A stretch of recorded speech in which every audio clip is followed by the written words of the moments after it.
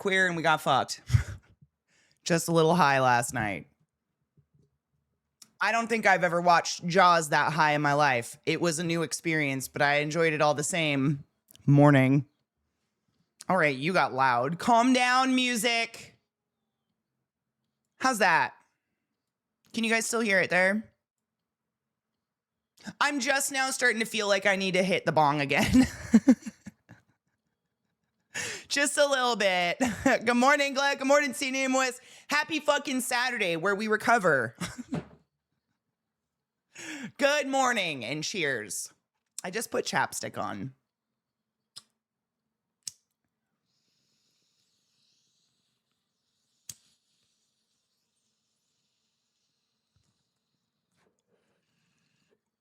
Cheers, motherfuckers.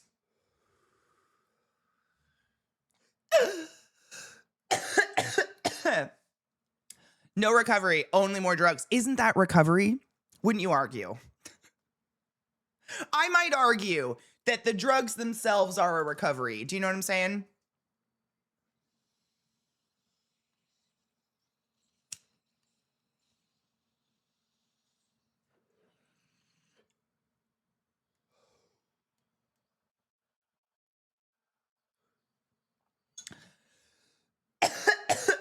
How's volume? I need to know that. This is like the ambient. You should just kind of hear it in the background, but we're the main. I think we're okay. Drugs are keeping me alive. They actually are. I've shared your story many times about how your doctor's like, you should be dead. Keep smoking. I gotta move my bowl. I got this. It's a dab pen. It's glass. This whole thing's glass. But God, it works well for repacking your bowl.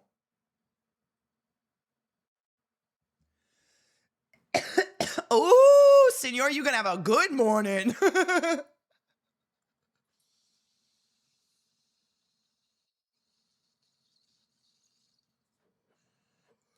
Thank you, Cocky. I thrifted it.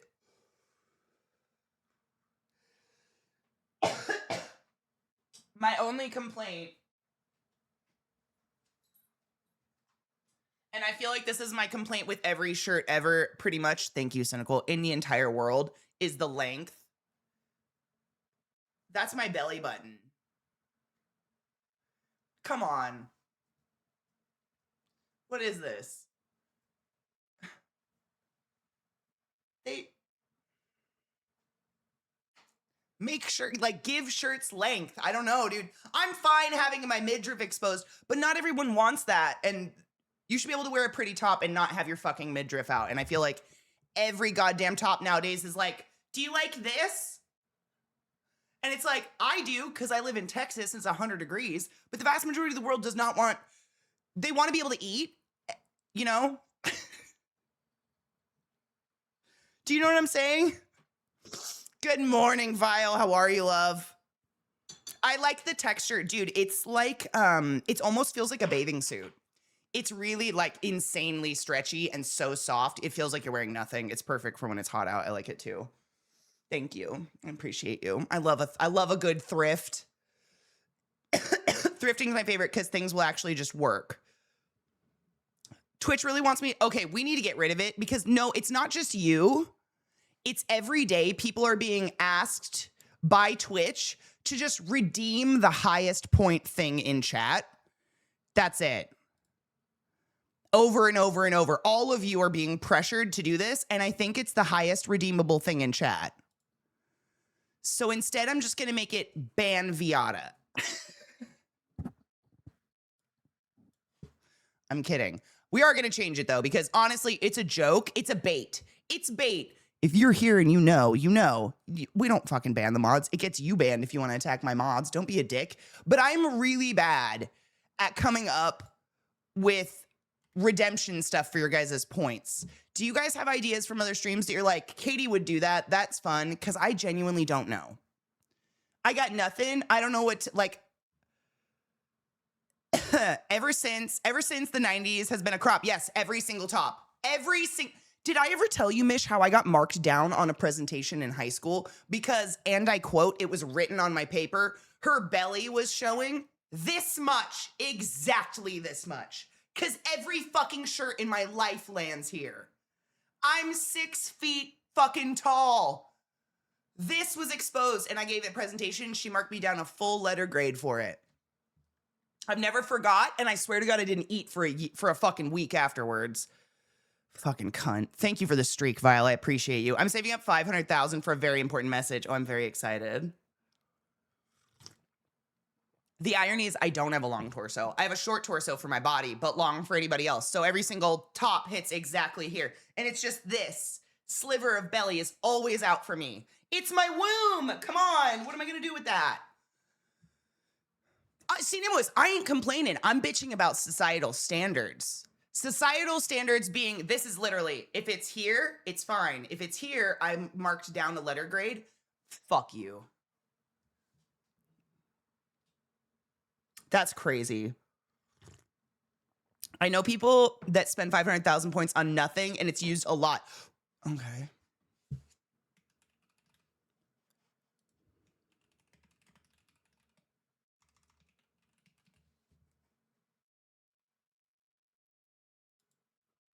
Okay. I made it nothing. It's the slut inch. It is. That's all it is. But it's just like, I'm just tall. That's it. It's just a bit. It's such a stupid thing. Thank you, mods, for being awesome. Terralyn requests. Yes. We request a thanking, and I appreciate you. I know. Ladies, show me your slut womb. Show me your skanky inch. Oh.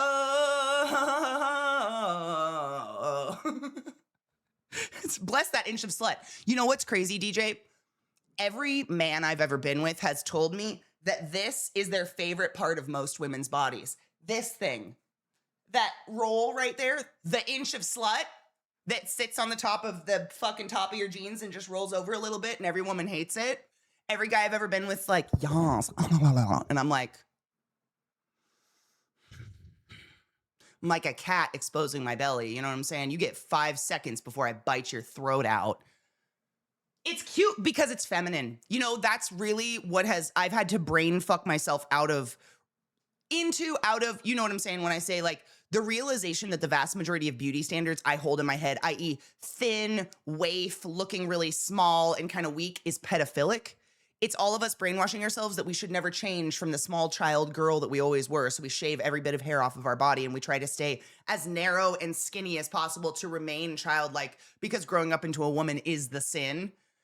And so, like, if you look at a man's body, men don't get that. Like, and I'm saying testicle-born people, please excuse. Testicle-born people, you don't get that because you don't have a fat line over your womb, because you don't fucking have a womb. You were born with testicles.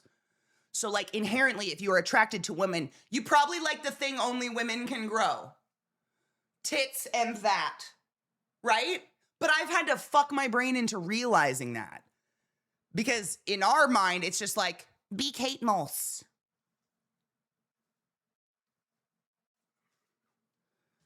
I ate a bowl bigger than my ass cheek last night of food. It was so good. I have enough points that you can tell 39 stories. Oh my God, Zach told me the most interesting story last night. Can I tell it to you guys? So if I can't go to sleep, if I'm feeling anxious, I can't, how do I say this? Zach can't go to sleep before me because I'll have a panic attack. If I hear his going to sleep breathing, if I hear his breathing, going to sleep breathing, my heart goes into a panic and I go, I'm never going to go to sleep. I'm never going to go to sleep. I'm just going to listen to him sleep forever and I'm never going to go to sleep. I'm never going to sleep again. And I start to freak out. Don't worry about it. So when we go to bed sometimes and he's like, I'm so tired and I don't feel that tired, I'm like, tell me a story. So while I'm like brushing my teeth in the bathroom, I'm like poking out, like, you better be thinking of a story. Because I need someone to talk me to sleep or like talk to me until I get tired or something. And so last night he's like, fine, whatever.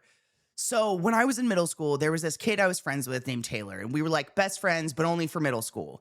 And what we liked to do at nighttime was break into cars that weren't locked and just like rummage through the cars and look at personal items, look at people's personal stuff. And I'm like, oh my God, this is crazy. Like, I didn't know he had it in him. Like, he's the straight A, perfect attendance boy, you know, like he's Zeke. He never doesn't show up to work. Like he is, you know, what the fuck? So I'm like, oh my God, this is getting so interesting. And he's like, so this one time we found this car that was unlocked and they didn't really have anything to steal out of it. And so I decided to take this cigarette lighter, you know, like the thing.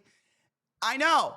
And so he starts he starts just doing this regularly in middle school Zeke starts regularly not breaking in, I guess it is breaking in. It's not his property. Breaking into unlocked cars. So he never did any property damage. But then he would steal like the change in the change thing, the ashtray, and he would steal their fucking lighter to the point where he had a collection on the top of his bookshelf of a bunch. He didn't say a number, a bunch of the little pop cigarette lighters from cars. And he was just like doing this regularly until one day his dad finds it. His dad finds this hoard of cigarette lighters. And his dad's like, Zach, what the fuck is this? How would you explain? Like, if you found that in your child's room, what would you think? I don't know. That's the strangest, bizarre, out of nowhere collection I can possibly imagine. So Zeke's like, I don't know. He finally admits to it. And so what does his dad do? His dad goes, well, I'm going to take them all to school and have them announce over the loudspeakers. Your principal's going to announce over the loudspeakers that Zach steals lighters out of cars. His dad would have never done this, but you know parents and the fantastical threats they put us in to scare us. And Zach's like, oh my God, no, you can't tell everyone I'm a thief of lighters. Like, you can't do that. So his dad's like, all right, but you have to throw them all away. So he just like, or no, first he says, well, you have to go like put them back. And Zach's like, I have no idea how to put them back. Like, I don't know the cars I've broken into or anything like that. So his dad just makes him throw them all away. So if in Montana, there was a thread about 30 years ago of lighters being missing in cars, I have your culprit. He's in my bed. Zeke was a super fucking troll. You want to know what's funny? Is like, you guys know I was a shithead. That's neither here nor there, and nobody's shocked. What I used to do when I was like in elementary school is we did this thing. It was elementary school and middle school where our teachers had us, I don't even know how to say this. It was like practice for middle school and high school where on certain days of the week, you went to other classrooms to do activities with different teachers. So you weren't with the same teacher all 8 hours. And this was probably part of No Child Left Behind. I don't fucking know. It was weird and it was stupid. But my favorite thing to do would be to, like, we had those cube desks that were just open at your lap. They weren't the open like this. They were just like a gap here with a little pencil tray. So while I was walking by random desks, I would grab pens or pencils out of their little fucking pencil tray, like gel pens and shit, take them to the next classroom, plant them in the desk I was assigned, take the pens and pencils out of that one, and then on my way back, plant them in the next desk. And I would just swap people's shit. Harmlessly.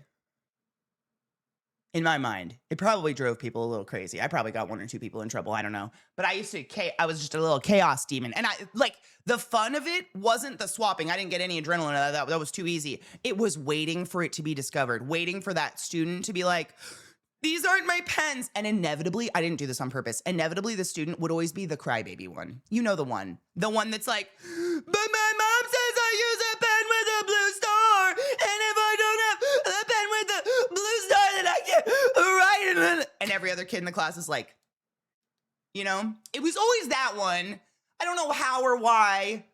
I didn't do that on purpose, but they were always like clearly the unstable child in class that had some problems going on. Or maybe they were the stable one and the rest of us were just able to write it off because our parents were hitting each other. I don't know.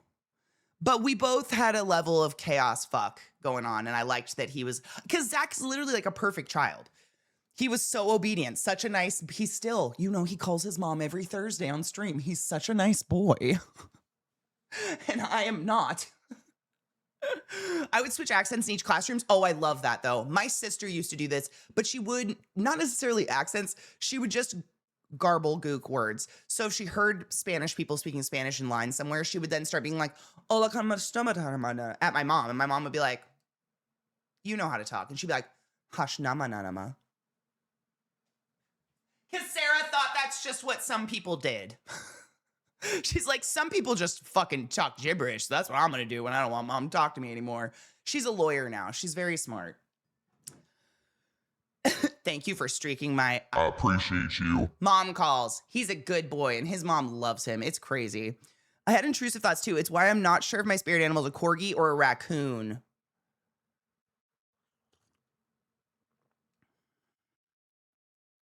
Honestly, if it's intrusive thoughts you're worried about, you'd be a bonobo. They run in primarily, almost exclusively, matrilineal herds. They beat the fuck, literally, they beat a man to death recently for a male for like fucking with a child. They're also the only case of like witnessed lesbianism in nature and bisexuality. But like, they can literally just be like sitting here eating a banana, and then I fuck you not, they'll look at their neighbor and just go with the banana straight up the nose of the chick next to him, and that chick goes ah, ah, ah, and pulls it out and then eats it. The intrusive thoughts are off the fuck because they're so close to humanity. Bonobos, look them up. Bonobos. If it's intrusive thoughts, I would, because like most, how do I put this is facts. Cognitive psychology coming at you now. Just a minor though, don't worry, it won't be too nerdy. The only two animals I had to look up because I was like, it's two, right? Yeah. The only two animals that we know about on Earth, other than humans, that we are capable of telling that they can think about thinking, i.e. intrusive thoughts, they can think about thinking, they have upper brain activity, are rats and cats. They're the only two creatures on Earth that so far we can tell they actually are cognitive of time passing. That requires front brain shit, even though their brains are tiny and reptilian and whatever, what we like to call the lizard brain. It's fascinating. So, like, there is no animal on this planet that can have an intrusive thought other than rats and cats. And then there's apes and chimpanzees and stuff. We don't count those. I don't count those. They're animals in that we're animals, but they're, smarter than us. They figured out lesbian societies. What the fuck are we still doing with these men? Sorry, men, but like, you get it. What are we doing? What are we doing? Cats and rats, man, they can actually like, I can't remember, we studied it. We watched so many really cool experiments and studied it when I was in school. It's actually fascinating how they test how an animal can sense time passing. Like, when they say like goldfish have a 15-second attention span, that's because they don't realize there's another 15 seconds coming after that 15 seconds. Rats can plan for tomorrow. And they remember yesterday. They're pretty sure crows are the same, but crows, the problem with crows is they're too smart to test. And I'm sure you know what I mean when I say that. Like, I'm sure, I haven't been in school for fucking 10 years now. So probably there's been other stuff going on by then, but when I was in school, it was a case of like, crows will fuck with the trainers. They're too smart. Kind of like a bonobo. Bonobos are sick. You should look them up. They're so fucking cool. Cheers. Good morning, Super Baba. How are you? My Lenny cat was very good at telling time. I would test it often, wait 5 minutes on the second. Isn't that weird? Yeah. They thought dogs could do it too, but dogs, it's something else. You know how dogs, like, they know when their master's coming home or something? They just have like an intrinsic clock. More like a timer during the day. Wolves do the same thing. A lot of wild animals have that, and it kind of goes with diurnal cycles and shit like that. I had intrusive thoughts too. It's why I'm sure my spirit don't, it could be corgi though if dogs do it. Spoke Simlish. Amazing. I didn't know Simlish. I forgot those cigarette things popped out of the car. My car's old enough to have one of those, surprisingly. Mine, it does not. There are probably many stories about missing car lighters and how that ruined relationships. Yes. Oh, yeah. I thought about that. I went to bed smiling. I was just so proud of him for being a little shit, because he was not a little shit at all. Like, his stories are so wholesome. He tells a story about how his dad used to feed them those canned vegetables where it was just like a mix of like beans and corns and all sorts of weird beans, basically. I can't remember what it was called, like veg mix or something. And he hated it because everything tastes exactly the same. So his dad would have him close his eyes and eat one piece at a time. And if he could identify what was in his mouth, then he didn't have to eat it. But he could never identify it because everything in the can tastes exactly the same. That's his trauma. So like, I just need to know there was some fuckery,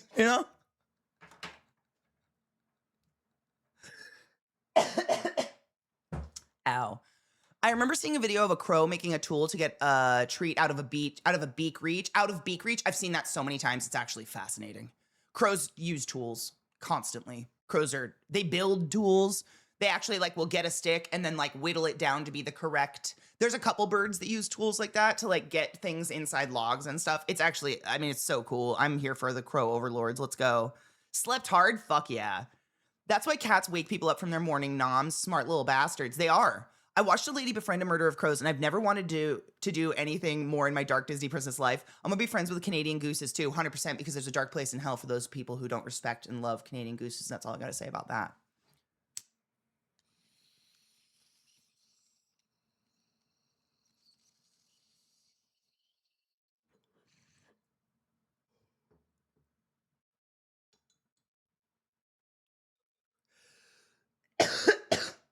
Dudette, we have a crow around here we've called Bob. Yay! I caught him picking out the walnuts from the bird seed, taking them to a hole in the ground, picking dead grass, stuffing the hole with it so he'd have some for when the seed bowl's empty. They're too smart. I have so many fucking birds now at my bird fi that I have to fill my bird feeder halfway through the day.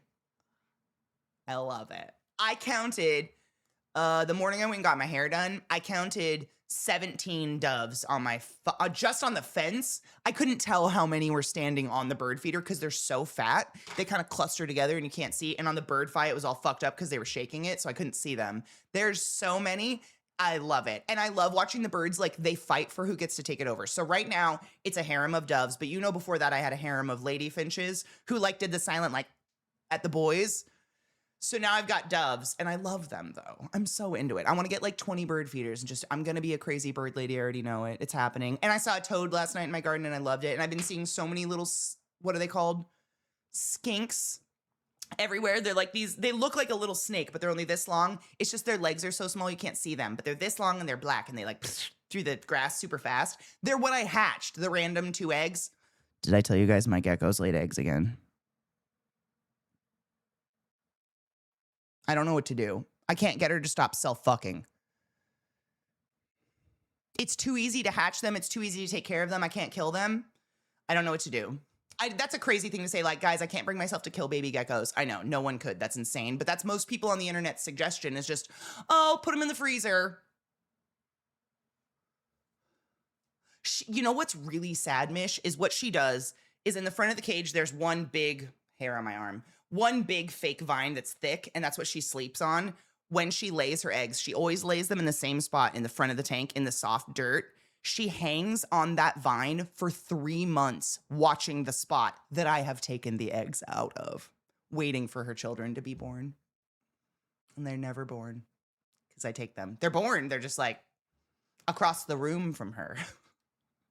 I don't know what they do. I don't know. I don't think geckos, I think what happens, I think female geckos protect their eggs because I've watched males dig around in the dirt. I'm assuming males might eat the eggs or like destroy them or something to control populations or something. I have no idea. But she dangles off that. She never leaves it. She just lives on that vine now for 3 months. She'll just stare at that patch of dirt waiting for children that never happened because I took them. I hatched them. I have them. They're all alive. Maybe if you let her keep one, she'll stop laying. I'm afraid she'll eat them. Literally, I don't know, but they are that big. You know, they're about as big as a cricket. She'll eat a cricket. And I'm so scared. I've thought about that. I'm like, what if I just let the little babies? Either way, problem solved. I don't know. What if it's my fault? Oh, I don't know. You know it's Viata who keeps doing it, right? It's my gecko, Viata, the bitch. She's mean. She hisses at me. She's the mother of dragons. Literally, I have 1, 2, 3, 4, 5 geckos of hers and 2 eggs. She won't stop. Make her stop. She lives alone. It's immaculate. She makes Jesus babies. I don't understand why. Imagine you get fucked once and you're just like, no, this is my sperm pouch now. And when you just feel like it, you're like, I think I'm pregnant. What? Geckos. Knives is buried. I don't think he likes this heat. I think I need to put him like in a dark closet or something. Cause I mean, it's, what is it in the house? 77 degrees right now. It can get around 80. He does not come out. He does not Like, I think he's burying himself to keep cool. I think he's like a cold, like he's from Africa, but maybe an area that's cold. Like, I think he does not like this heat at all. Cause I basically have just been keeping the substrate super hydrated. I want to put that plant outside because she just looks sad and I don't know why. She's sagging. The only gecko I would freeze to death is the Geico gecko. F that guy. Thank you. I have Geico and I would do that too. Same. That's literally every time when this first started happening, I went online just asking advice from other gecko people. Like, what do you do when this happens? I'm not a gecko seller or breeder or whatever. I just happened to accidentally, it was my fault. I housed 2 geckos together. I thought it was a male, wasn't a male, separated them immediately, had 2 babies. And I was like, all right, this is my penance. We're now on round 3 of 2 babies. So this will be 6 babies after 1 effing. It's crazy. There's too many. Like the first batch are already living on their own now. Like they're adult geckos living on their own. I feel like I have the infants, and then I have the toddlers, and then I have the like preteens who like they still can't quite figure out life, but they live on their own now because they started nipping at each other. It's a lot. It's just weird. I never thought I'd be the gecko lady. It's better than scorpions, though. Back in the day, if you remember, I had 3 African alligator-backed, West African alligator-backed scorpions. And if you didn't know, scorpions, I think all of them, give live birth. And what happens is their babies just essentially crawl out of their vaginas and then crawl up on their back and live there for a certain amount of time. Yeah, I'm sure you've seen pictures of scorpions covered in little babies and stuff like that. But what's fun about the West African alligator-backed scorpion is that they're deadly, like actually deadly. I'm not afraid of deadly things. I'm not handling them. I keep them in enclosures that they can't get out of. If they're a full-grown scorpion, baby scorpions, however, holy fucking what? I had 40 times 3. That's how many baby scorpions I had. Little tiny microscopic deadly little balls of fuck off. And you know, we don't live in West Africa, so I don't think the hospitals in Colorado carry the anti-venom for that. So that was probably the scariest thing I've done. I don't want to do that again. I reject that.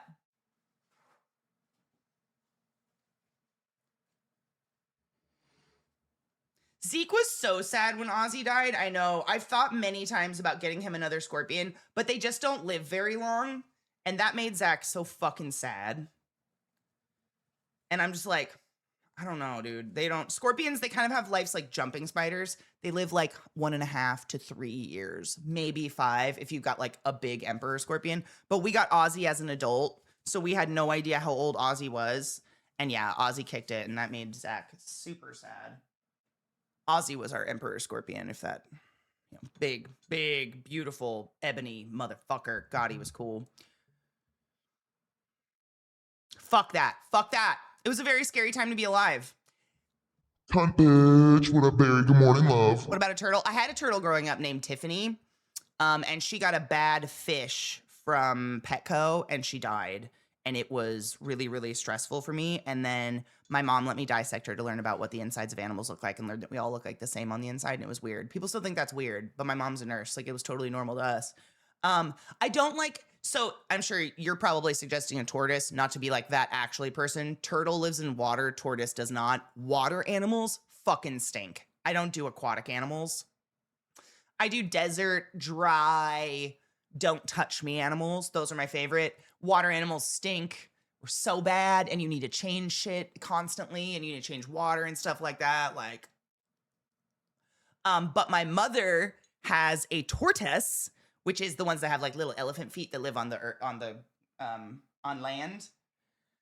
I don't remember. We looked it up one time. We figured out what kind of tortoise he is finally. Long story short, this tortoise was found in the backyard of my great uncle when he was younger. So this tortoise is older than me, and my mom just still has him. She actually sent me a picture the other day. She takes him into the garden. He's like this big. His name is George. He's older than me though, which is crazy. She's had this turtle. My uncle had him forever and literally left the turtle the tortoise to my mom in the mail. Oh my God, in the will. Because she knew that Sarah and I love animals and that my mom loves animals, so we'll all take care of. George will live, but George is just existential and won't die. So now she takes him in the garden and he just wanders around eating worms and stuff. It's so bizarre. That thing won't die. I don't know if I'm into that level of commitment. Get your mail order tortoise today. Good morning, Wizard. How are you? I think like the sulcata tortoises, I point back like if that's a sulcata tortoise. The big ones, those can live like upwards of 85 to 100 years, I'm pretty sure. Like a parrot. I don't know. Ethically speaking, I don't know if it's like I don't know if we should be allowed as short lifespan mammals to own creatures that live longer than us. Because what happens to that poor creature now? There's so many bird sanctuaries out there full of birds who are like 65 years old because their owners died and they just have no one to go to now. It's really sad. Wingless dragons, they super are. You can get chicks and baby ducks via mail order. You totally can, and I will one day. My dudes, you don't even understand. Do you know we sold the house? I know. So fingers, dicks, and shut the fuck up, crossed. Monday morning, we sign papers with a notary. And then it's done. And that means Mama gets to find her ranch. He doesn't know. We don't have to tell him this. Mama gets to find her ranch, and you and I get to go chicken shopping. So you guys don't understand the IRL that's coming your way. You have no idea. You have no idea. I'm so prepared for this. I've been prepared for this my entire life. I lived on a little farm as a child. I know what I want and what I don't want. I want chickens. That's it. Maybe a duck. That's fine. Or a goose or something. Fowl are fine. Anything else, I'm good. Yeah, the notary's coming to us. Literally showing up at our house at 9 a.m. It's so official and weird. I got a friend with a Herman's, and that thing's like 55 at this point and still going strong. Fuck yes. Going all Stardew Valley. You know, one of my biggest pet peeves, Nick, about Stardew Valley is I can dig exponentially more than that stupid little cartoon me. Stupid cartoon me moves one rock and digs 2 holes and is like, oh, I have to go to bed now. Me? I'll break my body. Let's fucking go. Don't ever apologize for being high as fuck. I'm literally cleaning my bowl out to load it to join you in the high as fuck. Seriously, I celebrate your stonery. Let's fucking go. Parrots, right? They can live like 85, 90 years sometimes. I don't know, dude. Like, it just... Birds are a weird... You guys know, I'm conflicted on bird ownership. It seems fucked up, but like they could probably say that about any like animal ownership in general. I don't know. This bowl is huge. I'm trying to not. I don't want to fill it up all the way because it's. I mean, that's you can't even get a coal to go through that much weed. That's crazy. Or maybe I don't know. I'm not gonna. It seems like a waste of pot, and we just went and spent a lot of money on pot. Me and my wife, Beth.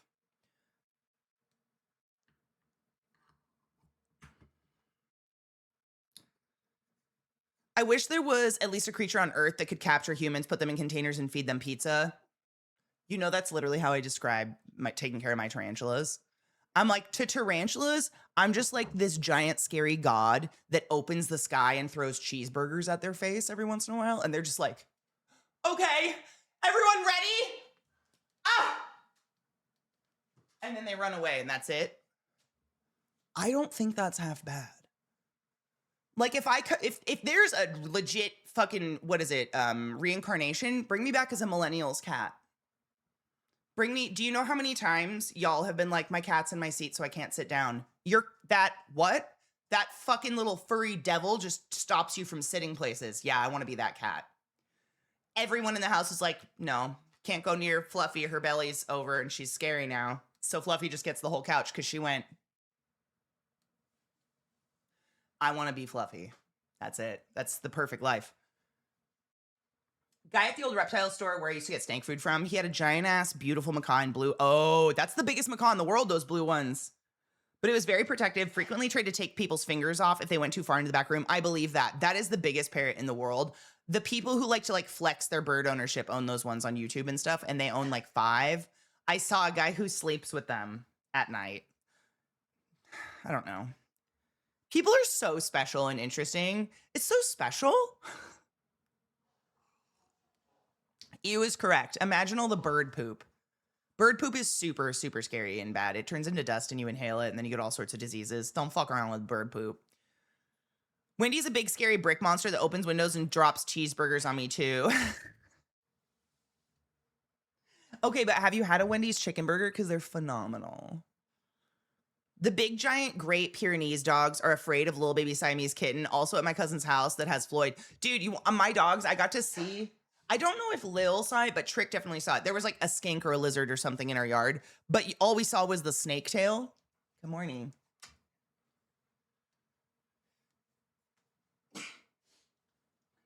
Bless you. He's just sneezing. I thought that was Trick sneezing. That's the lighter thief. Have a good day, lighter thief. Love you.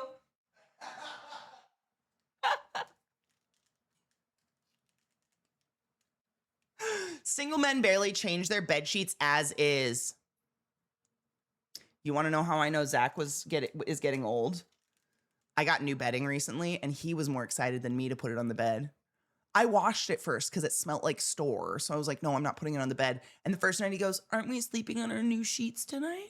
And I was like, no, I have to wash them. Next day, where's our new sheets? I'm like, they're in the dryer. I'm teaching myself. I'm finally in a place where I can teach myself. My audio literally broke the moment I got the cord. Where is the cord? Now I've lost. Oh, it's in here. I got the cord. Oh, you have no idea what I'm saying. I got Rocksmith. I have Rocksmith, and I've been wanting to teach myself forever. This one is the only one I've had, an acoustic electric. This is just a stupid excuse. It's loud, and I lived in a very small house where no matter where I was, you could hear it, so there was no way for me to practice it. This one, headphones, electric. Beth gave it to me to practice on, so I'm very excited. I got the Rocksmith cord, and literally it was like the day of or the day after the Rocksmith cord came in, all my audio got broke. So that's like what I get to do maybe. If I ever have any time, I'll do that, probably.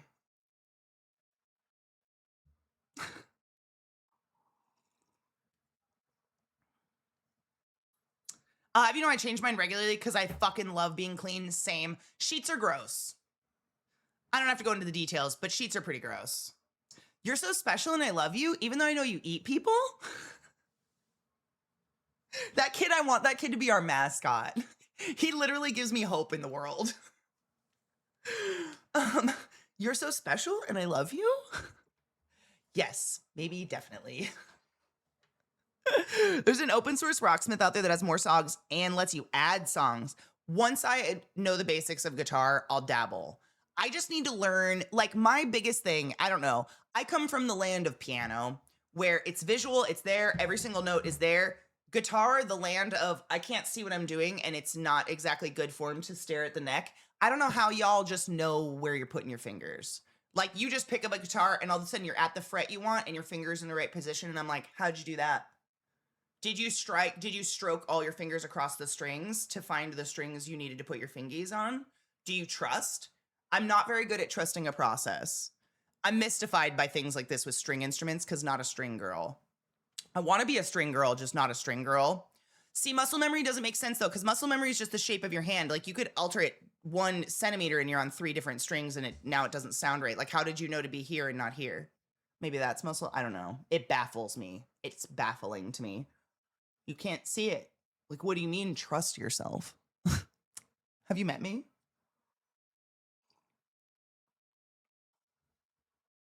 I exclusively get my sheets from Sheets by Karen. They're great.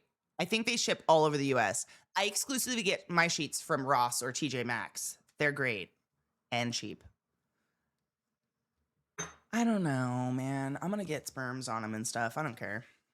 If I was rich, I'd probably get nice thread count. That'd be fun. You're supposed to wash all the new clothes, bedding, towels before using. They spray fabric with bug repellent and fire retardant and just the dirt dust of shipping. Plus, people with bad hygiene try clothes on and put them back. Thank you. I always have done all of that just because of the smell. And I'm guessing the smell is all that shit they put on the fabric.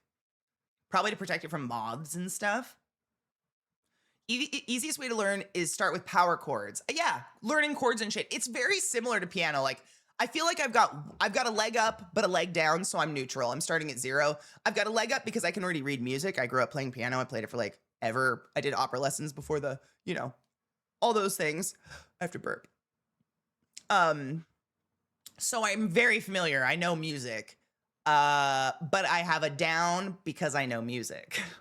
I'm not starting raw. I'm starting from piano. Like, well, how come you're not a piano? How come I can't see what I'm doing? How come you just know? What do you mean you just like fucking know where to put your hand on this? How do you know what fret you're at? I don't know what the difference between this and this is. What do you mean? Did you feel it? Can you feel it on the palm of your hand, on the back of your hand? I need a telegraph. Where am I? I don't know. I'm hoping I can learn though. I need someone to break my brain and get me to stop questioning and just like do it. Cause piano, it's all right there. You know what I mean? I'll give you something to grasp. Is it your fucking neck? What? Kevin is slowly entering panic mode. Thought you would find that amusing. Oh, like Burning Man panic mode? Did you know that they're making a documentary about Burning Man and the first part of it came out on like HBO or something? We're all panicking. We're doing it too. It's about the time. It's about the time of panic. Yeah, it's like the heart racing. Yeah. Oh, yeah. I haven't seen it yet, Link, but I've been to almost every Burning Man they showed. So I'm gonna be judging. I'm so excited to see what they say about Mudburn. We have friends in that documentary. It took 4 burns to record. I believe it because 2 of the burns I think I have been to, at least 2. I recognize 2 of the men's. You in the background somewhere screaming? Maybe. I don't know. There's going to be a lot of people in that documentary. Do I have friends in that documentary? Like, are they people? Probably. Burning Man is one of those things that you're like, wow, Black Rock City's really big until you go a few times and then you're like, such a small world. Do you? Oh my God, you haven't seen my hair. Look. Didn't she? It's a couple days old and I've been sleeping on it, so please excuse the style, but I'm letting it cook. She did such a good job. Doesn't it look so healthy? I look normal from the back. Thank you. I appreciate that. I was tired of the grow out because my hair is just so damn fucking dark.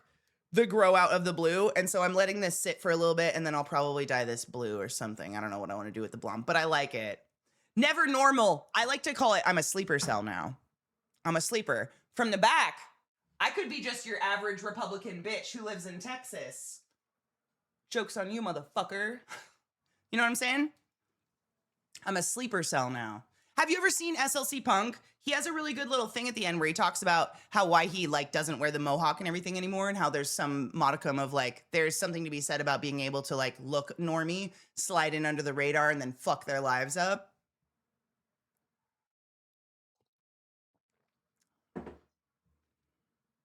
My recommendation: start with Green Day. Go all the way back to Dookie. Most of their songs are 3 to 4 power chords. Once you find a few of those, I wouldn't go from Dookie. Does that make sense? Nimrod, Dookie. That's all I want of Green Day. Anything after that, I'm very uninterested in. I'm so uninterested in their movie. I hate to say it. I hate their newish everything. Holiday was a mistake. Thread count over 500. I think that's number is just bullshit. It is. It literally, if it's over 300, I think they say it has to be silk or something. That's the only thing that can be that tightly woven. Please don't let it focus on all the sensational shit that plays well on TV. It doesn't look like it is.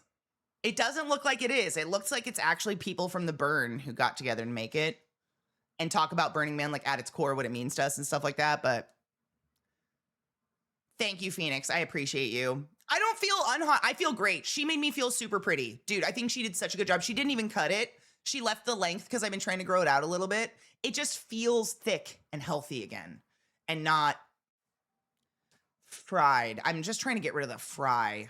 The fry is a lot. This feels a little crispy up in here, but soft. It's still soft. My hair still feels nice. I don't know. It's fun when you put it up because it looks like it's all blonde. Look at that. Question. I'm ready. I'm here for you, my love. It's Saturday. We recover on Saturdays because Friday nights we go hard. I just look totally blonde when I put it up, which is fun. I kind of have 2 different hairstyles and then it's just kidding. Good morning. Gluten Morgan. Normal's fucking overrated. As Pink says, raise your glass to those who are wrong in all the right ways. Beige. I don't ever want to be a beige ass bitch. What do you think's the right amount of nose candy to bring to our 27-hour car trip? Are we talking candy with a K or candy with a C?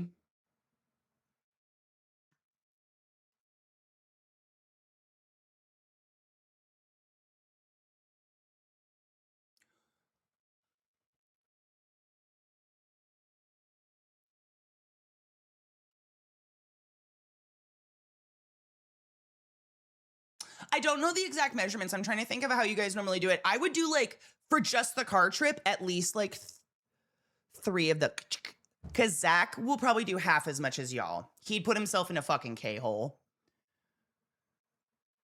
You guys are way more used to it. 2 gram, I would say 2 gram per person. That's like 2 grams is like is like an Afrin, right? Yeah. I miss K-hole. Can you even K-hole anymore? I've been seeing so many commercials for good like ketamine therapy and stuff, like ads on Instagram. I'm very excited that people are becoming less weird about it. I wish people would just get over their fucking hangups. If you don't know, if you're not a pharmacist, you don't know anything. I don't know anything. Is it true that K can help anxiety? K is a miracle drug.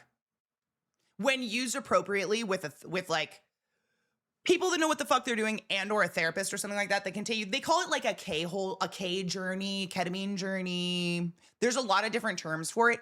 It's the way, from what I've understood, especially if you do it with a therapist or something like that, is the ketamine puts your brain, because you do microdosing, like literally very upfront, hypothetically, allegedly, because nobody does drugs at the burn. Everybody's doing K, but it's microdosing it comparatively to what we do in the hospital. So for instance, we use ketamine in the hospital to knock people unconscious, to do quick like stitches or something. Or like if you've got a dislocated shoulder, we can nail you with a K-hole, which I know I've told you guys about. It's when people, they don't go unconscious, their eyes just glaze over and they go, and they just kind of stare straight forward, and you can sit there and manipulate the joint and put it the fuck back and they don't react. That's like, nurses in chat, correct me, I want to say that's a 5 to 7 milligram push at a time. It's very strong. You K-hole out so we can fix whatever needs to happen, but it's very short acting. The microdosing of it, from what I hear, especially if you do it right, and you like if you want to do something like that for anxiety, is it literally puts your brain into a state where you, going with a therapist, can now rewire the way your brain reacts to certain situations. And over time, you can literally be exposed repeatedly, like slapped in the face with an anxiety inducer, and you will feel nothing. Permanently, though, it has permanently rewired the connections in your brain. It's pretty fascinating. You should definitely read about it. Listen to some podcasts about it from psychologists and psychiatrists, please, for the love of God. Don't just listen to some skinny bitch on Instagram who claims to be pretty and know what she's doing. She doesn't. Listen to someone real, but there's some actually like fascinating results out there. It's similar to, a lot of people are microdosing shrooms. I love a microdose of a shroom. That's my favorite thing. Kevin and I have done it at a few different burns now, and it's so relaxing. Like we all kind of yawn for like an hour straight, and then we all just forgive ourselves and love, and it's so fun. I love that. Yeah, but it takes a lot more than it used to. Yeah, I believe that's me and weed. I literally can't smoke myself into a couch lock anymore. It's impossible. The amount of pot that I smoke is, you know what's funny though? What's hilarious to me, Link, is I was thinking about this last night. Because yesterday we watched the trailer for the Burning Man documentary that's coming out, and of course it made me cry. Because someone decided we needed to take a year off and it's been really bad. Anyways, I'm just screaming into the nether. Ignore that. And I cried a little, but what I realized last night was like, I'm so excited. I need it. My core of my soul needs to lay in hammocks and get fucked up with Kevin, holding hands preferably. Like I need it. And taking a year off, no, it was really good because it made me realize that I was taking for granted how fucking bad I need that. Oh my God, I need that. Every bit of me needs that week to be just hot and nasty and fucked up and look cute. Like that's all I need. And I didn't realize how bad I needed it. So bad. So bad. oh my God. But what's funny is Burning Man's the only place in the entire world I don't smoke pot. And yet I'm so excited and I crave it so bad I cried about it. That's crazy. Because if you didn't know, there are like police officers incognito walking around Burning Man. And if they smell weed, that's enough of an excuse to turn your entire camp inside out. Everything inside out. To find pot, but if they find anything else, they nail you because we're on government land. We're in a national park, right? It's a national park, right? It is weird, I know, but like, I'm not about to get my camp turned inside out for pot. I'm fine. I'll bring a vape.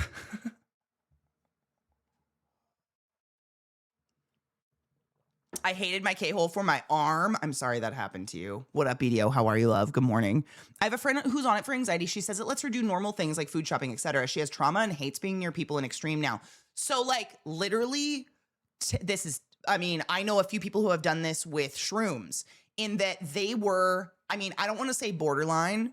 They were like agoraphobic. Like actually we're at the point where leaving the house was not an option anymore. And microdosing shrooms has made it so multiple times a week they can go out and do normal things like grocery shop, go to a fucking state carnival. That happened last summer. Incredible. Holy shit. Like, and that's just doing these crazy small microdoses of shrooms have given, like, alleviated enough anxiety for people to actually go out. And it's not just survival, it's going out and being able to enjoy the out. Not just sit there and be like, I'm not miserable and I don't want to die. It's more like, I'm having a good time and I'm eating an elephant ear in the sun or whatever you do at. I miss state fairs. We should go to a state fair.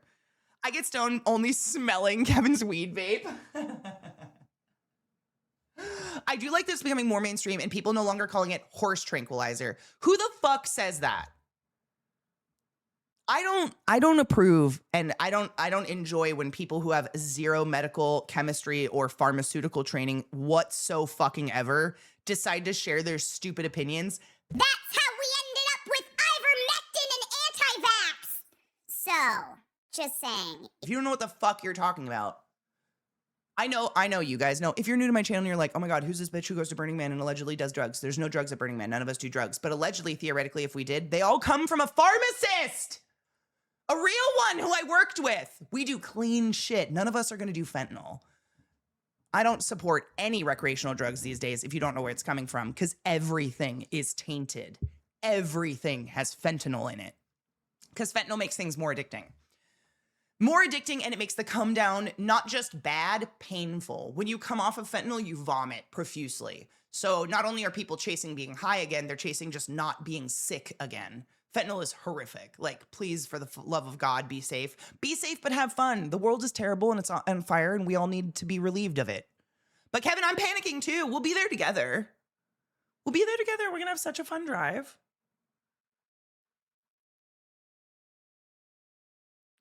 Shambhala Music Festival is my Burning Man week you mentioned. Fuck yes. Messed up, messy, and cute. Thank you.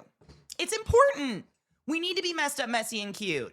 They have their candy K. I just do the candy C because it keeps me awake. It's vitamin C. Don't be weird. There's no drugs at Burning Man. But I'm going to be driving 27 hours straight. So we'll be staying alive. It's going to be sick. I'm so excited. I'm so ready. It's weird. I'm going to be so acclimatized to it now because I just live in 100-degree weather all the time. Like, it just is that. It's oftentimes around 80 degrees in my office. Like, it's going to be very weird. Open source rocksmith, slopsmith. I'm writing that down.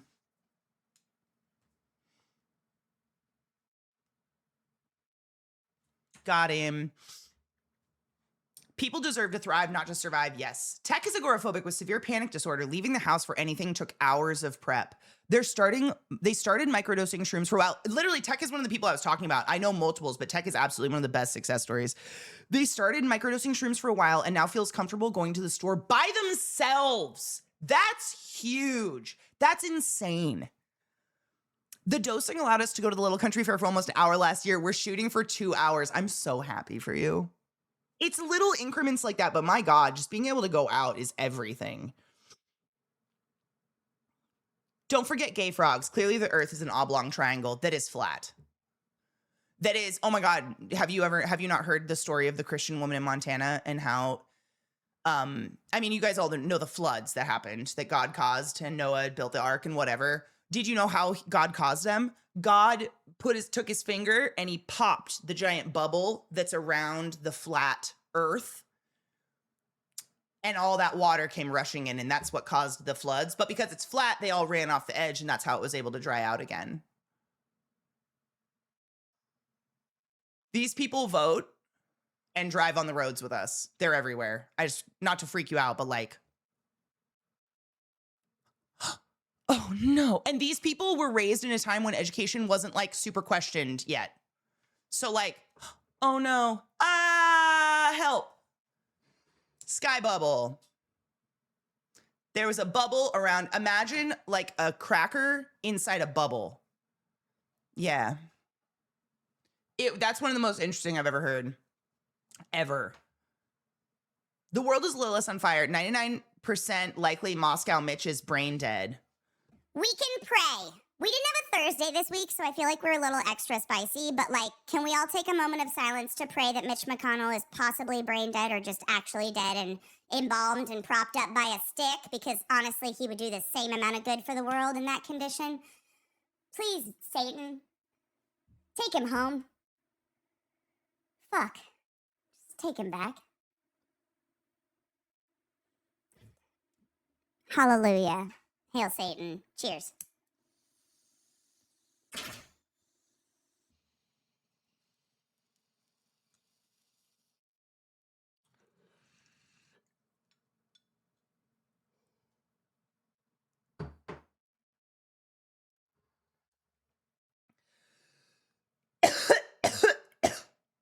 It's currently 83. It's 80 in mine as well, Stormland. I'm right there with you. I do not care for it. Mine cools down, though. It's because I get the morning sun. So it gets hot on this side. Good morning, Knives. How's your Jeep? Do you love it? It was a hot hit. I'm fine. Some reason doing this helps. Try it. Go forth and be consensual, bitch. I forgot about the alerts. Waking up, Maya. Thank you so much for sending the class, keeping the classy live, and giving it 86 for 4 fucking months in a row. I appreciate you. Almost rear-ended someone yesterday. Why?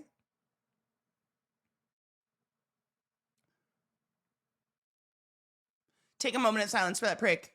No, we're taking a moment of silence to wish him dead. That's the moment of silence, to wish him dead. What do you take me for? Maybe he gets the little Nicky treatment in hell. A pineapple shoved up his ass daily. You're schnerius. Yes, daily. Another pineapple.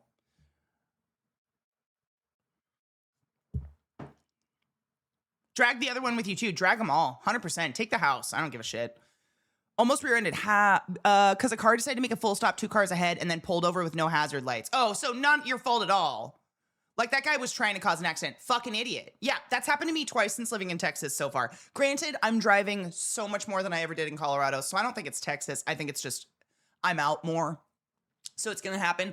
But I swear to you, on my dog's lives, the only 2 times I've almost died in Texas, Beth was in my car. It was girly days. It was days where we were going out to just do girly shit together. I don't know why. Why is it always those days? Fucking idiots.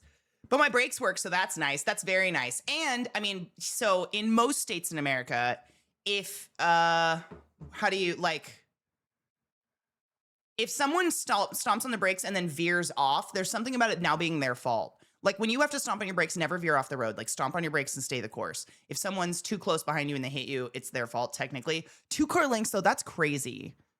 You won't be harmed, though. The Jeep will be fine. That's the, I mean... silver linings. The Jeep will be fine. What up, Joseph? How are you? Good morning. Isn't everything in Texas like 100 miles from each other anyways? Not where I live, but I live in Austin. So I'm like in the capital. I'm in a massive city where everything is... It's like, how do you describe? It's like every major city where all the little cities, the little towns surrounding it kind of be amalgamated into it. So like I can put like 3 different cities on my address, and technically I live in all 3 of those places because I'm within the city limits, and it's just kind of expanded. But it's like my experience of Texas is you never really know where cities end and start because they're just like overlapped and butted up on each other. the little ones all around Austin, but that's like everywhere. That's Washington too. That's everywhere I've ever lived. It's not that, but I live in Austin. Like I'm sure there's some desolate places. It's a huge state. Getting T mode has made me more aware of what others are doing. No shit. I'm still so sorry that happened to you. I hope you don't have like a post-traumatic thing from it. Because that's scary. That happened to my Nana. She never drove again. Granted, she was in her 60s, but she never drove again. That scared the fuck out of her. Staying in your lane almost guarantees you won't be at fault. Exactly. Yeah. Good brakes are an excellent thing, especially when you're driving a big old Jeep. What do you think about driving a Jeep so far? Like, do you like it? That's how we knew my mill was gone after a heart attack. Oh, the baby. I'm sorry. This is a great song. Side note. Curse the dumbass who designed the house. They put the kitchen and the AC and the internet modem on the same circuit, and anytime the AC and microwave is running, if it's over 100 degrees outside, it trips. Oh, that's nice. It causes my IP address to change when my router reboots, and it breaks everything. Oh my God, there has to be a. Can you get like Can you get a UPS? Oh my God, creepers.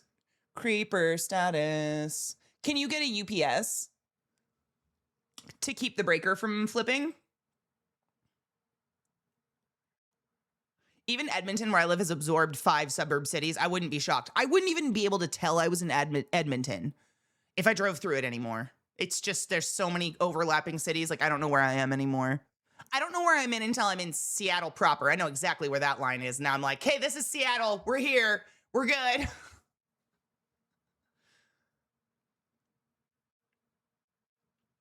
I don't know if you bother with TikTok. I don't. Especially since it moved to the US, but so many creators are making fun of Republicans. For the first time I saw it, it laughed my ass off. A guy said, I had a 20-minute convo with McConnell today, and then he revealed he was in a graveyard talking to an unfinished headstone. Another was talking to a turtle in a pet store. I feel bad for turtles. Honestly, I love turtles. Turtles and tortoises are cute as shit. It's sad that he looks like one, you know? I feel bad for the turtles of the world. They didn't deserve this judgment. I feel like I'm driving something that doesn't belong to me. Yeah, kind of not happy. I can only go 100 in the Jeep. But you trade one thing for something else. Yeah. I've gone over 100. But I have a stick, so I can push that bitch pretty hard. And she has 6 gears, so she goes really. But yeah, no, I understand. I think I've said it out loud to you. I know I have. It's redundant. I don't want to say it constantly, but like the common Jeep saying that you'll see on like Jeep merch is, I may not go fast, but I can go anywhere. And that's pretty fun. Try just driving over some embankments. Go through a ditch or something. Seriously, I'm very serious. It's very fun. I tried to do it. Max and Beth get really anxious. We were going to get in a U-Haul or something, and it was like a little parking lot with the actual business, and then it was like this crazy grass embankment, and then a little parking lot where all the actual U-Hauls were, so you had to like leave, get on the road, come back in. And I was like, I can just drive across that. That's the point of my car. And I started going towards it, and they were like, no, we don't have to. We can just go around. This is fine. Stop it. No. And I'm like, okay. I don't want to make people anxious in my car, but like, we can do this now.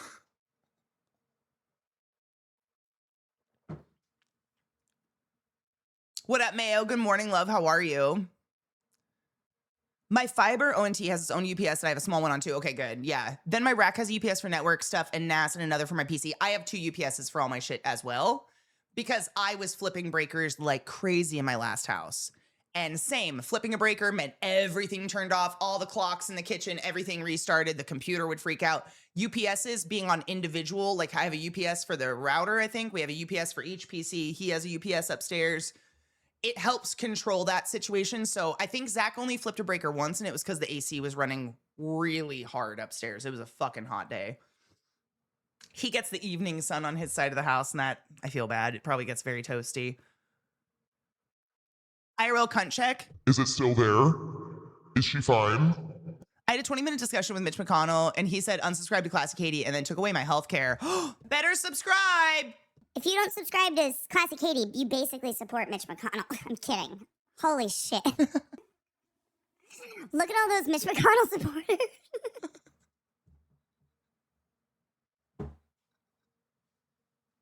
Ignore me.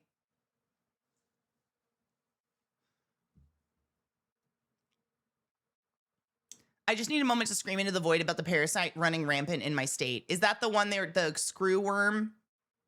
I'm sorry that's happening. That's fucking crazy. Go forth and be consensual, bitch. Hail Satan. Thanks, anonymous gifter, you fuck twat.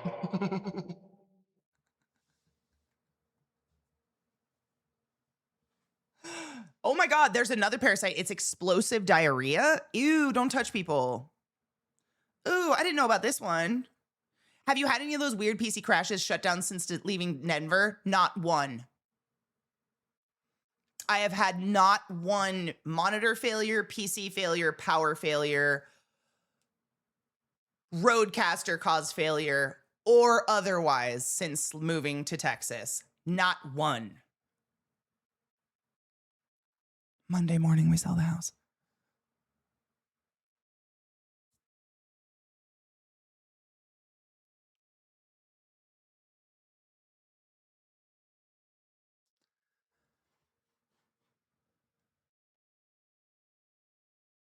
Cyclospora, is it a fungus?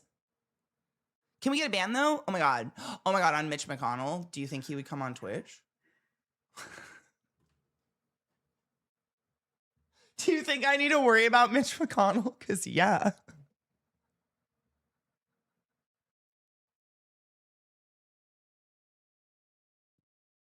I think he's dead. It could be kind of like spiritual though. Should we do it?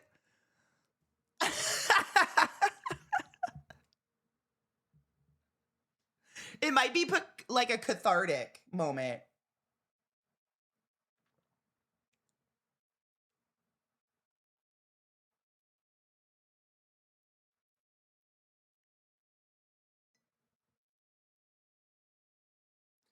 No, I know, Bull. It's very weird. I don't know. I have no idea what was going on. I have no idea what was going on. I don't ever want to see or think about that house ever again. I think about my trees in the yard sometime and I hope they're alive, but I'll plant new trees. I've planted trees in every state I've ever lived in.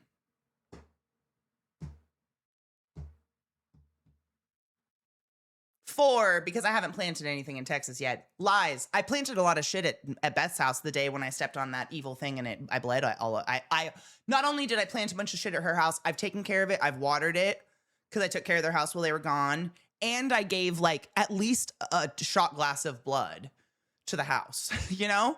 Like the house has got my blood and sweat from it. It's fine. There are 1,400 cases in my county right now. Oh no! Is it so? Okay. Is it communicable? Do we know? Should we look it up? What was it called, EMV? It's a parasite. It's on fresh produce. It's caused by vegetables being watered by with human waste. Okay, was that like a leak? The human waste, or I don't have a network UPS tools running on my PC. A nut, but I should get that, and I wanted to be able to tell people I have a nut on my PC. Now I'm gonna write it down. Network, what is it? Networking. Network UPS tools. Thank you.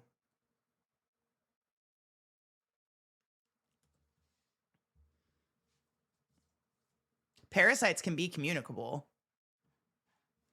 Not to freak you out. Where did how did the poop get on the stuff?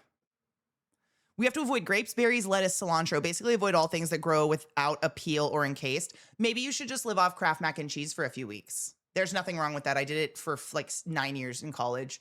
Ramen, Hot Pockets, and Kraft.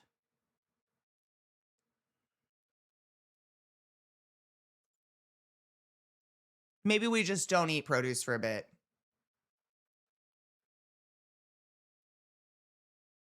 I'm only gonna do this twice and then I'm deleting it. I don't know what you're doing. I'm nervous.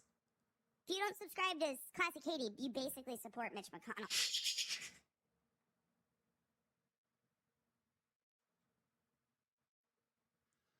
Once was enough.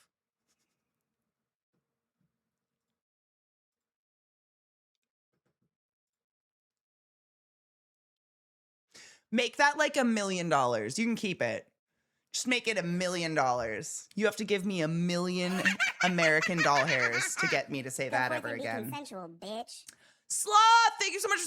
Coming to the class, keeping the classy alive, and giving a fucking anus its wings. For 19 months, that's a really long goddamn time. Thank you. Yeah, $1 million. That's fine.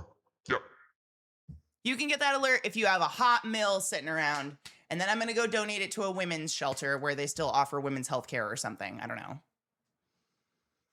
I'll use it to run for office in Texas. Big gay liberal. I don't know. No, I wouldn't. That'd be such a waste of money. I'd do something that would actually change the world. I don't know.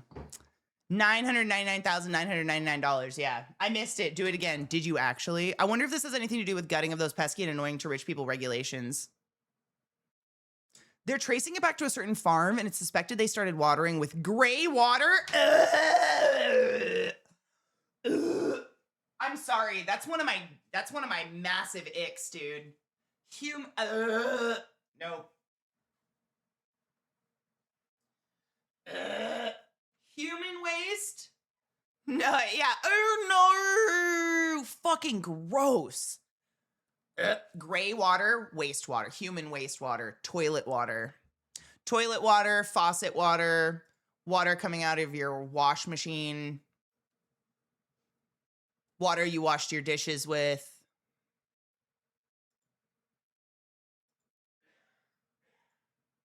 Isn't gray water what it's considered after it's gone through a treatment plant, though? Black water's fecal. Gray water's like shower water, dishwasher water.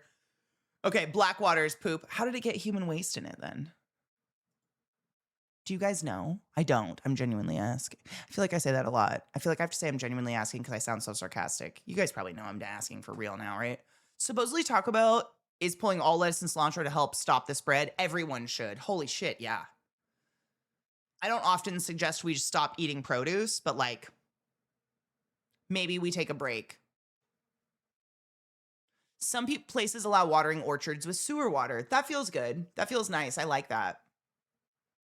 That's a good ick to have. The other way would be concerning. True. If you don't subscribe to ClassyKatie, you basically support Mitch McConnell. Kevin has just tipped $62. This is a test donation for $62. Kevin, if you're still listening, I just want you to know that that's the website auto makes it Kevin. I didn't do that. Put it 999. Perfect. Perfect. So the next time that ever plays, it's because Katie just became a millionaire. Excellent. Love that for us. Thank you. Or because Knives is testing it for some reason. Good morning. May not. Definitely not a cult. Good morning, Jedikai. How are you, love? Goddamn, I'm Just stuck on baby mode today. Brondo's got what the plants needs. It's got electrolytes. I wouldn't be shocked if people were salting their plants these days. People aren't thinking great anymore. Thinking great anymore? I don't speak great anymore. I'm fine. How are you guys? How's your week? And do you guys have any big plans? I don't think I do. I need to go get crickets for the spiders. I need to feed the spiders. I see a lot of them out recently, which means it's time. Maybe Sky Daddy suggested it. Possible. That white man from the Middle East in the sky.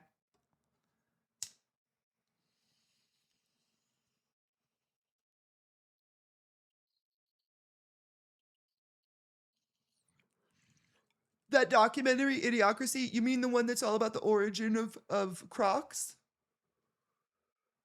Yeah.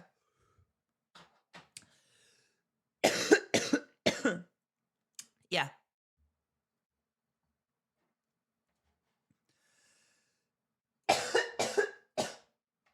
Yeah. Welcome to Costco. I love you. You know, I think I'm sorry, Bubba.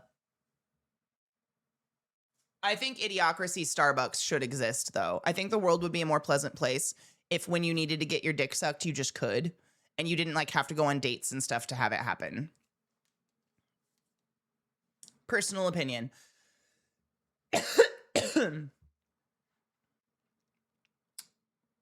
Real. I'm being very serious. Ring, Like, ring, hookup. Ring, ring. that's one of my favorites. Kevin tipped $46. This is a test donation for $46. My tits look great there. President Camacho actually cared. He was just stupid. That's very true. We got stupid and no care.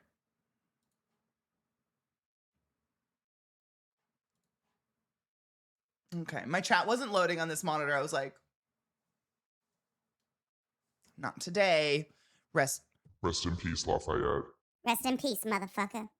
Fuck, I miss him.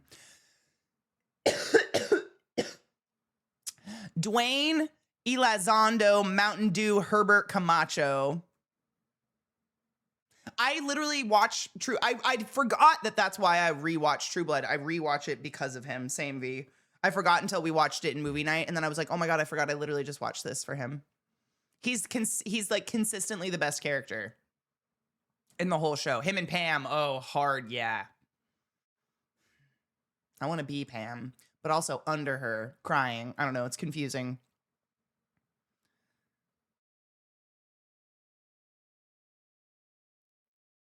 He's the character, 100%. Yeah.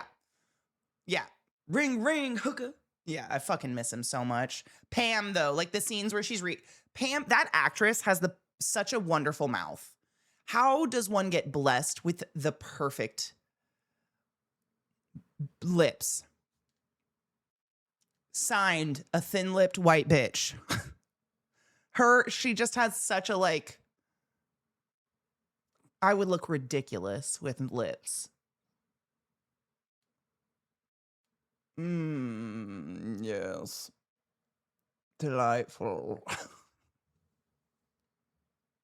I would die to do the real estate on her eyes.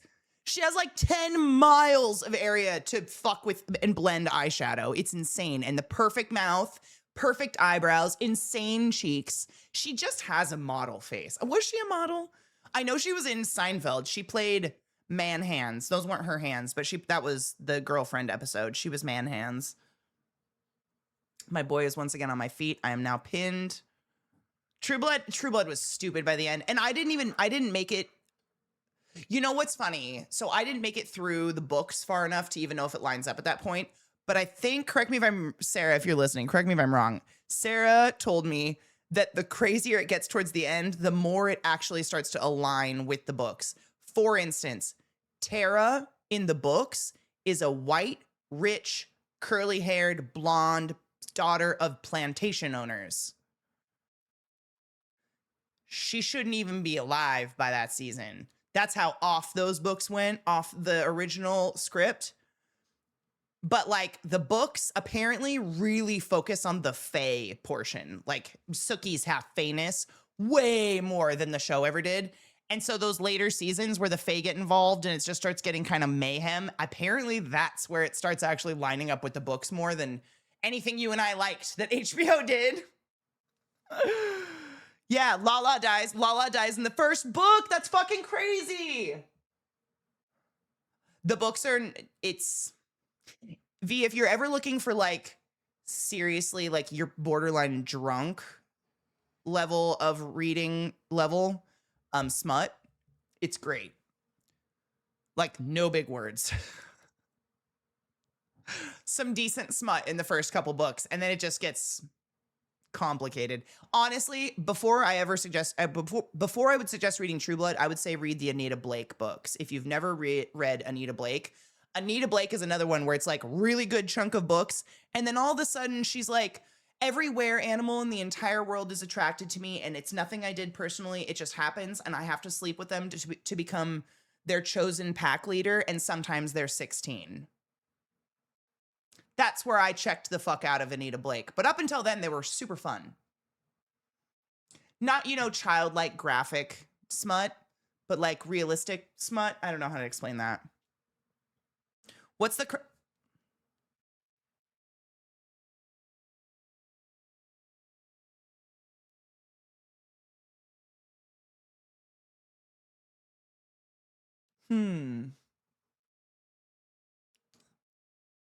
I don't know, but I want to put eyes on it.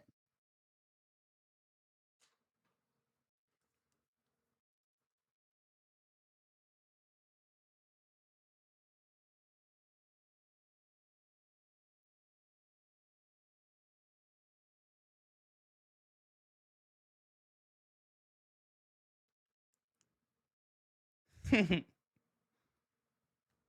pen doesn't write very well on skin.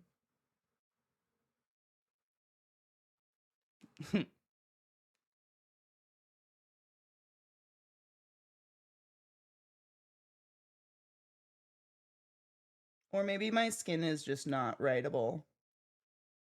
Oh my God, there's a really cool person coming through Austin, Texas that does insanely realistic tattoos. And I wrote them and asked if they would do a tattoo on me. And they were like, what do you want to get tattooed? And now I'm like, oh my God, what do I want to get tattooed? Of course it comes to this moment. And this is when my body's like, we can't remember.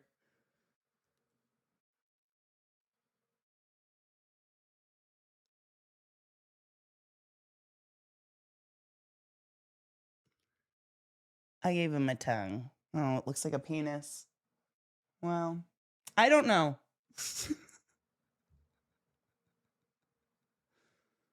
It's too big for a lighter. We used to do the lighter smile. Oh,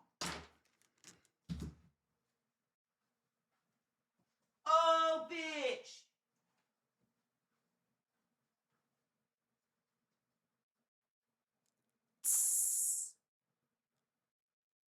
I was like, what else has that delightfully round tip?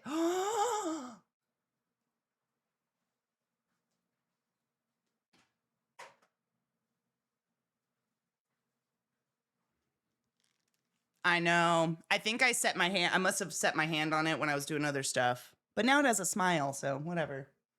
I didn't feel it. My biggest ick, I can't wait till you're carrying my children. Oh my God. I hate when smut like ends with pregnancy.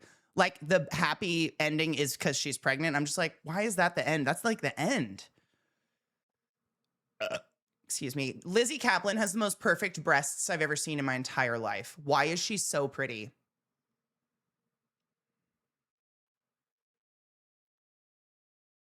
Literally, I haven't ever.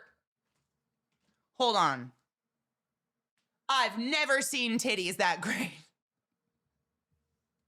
Where's my chapstick? I feel dry. Did you forget to do the oven dance? Not this time. No, when I cooked, I don't think I burnt myself this time on anything. I did good. The evidence, just the old ones. I think I'm good.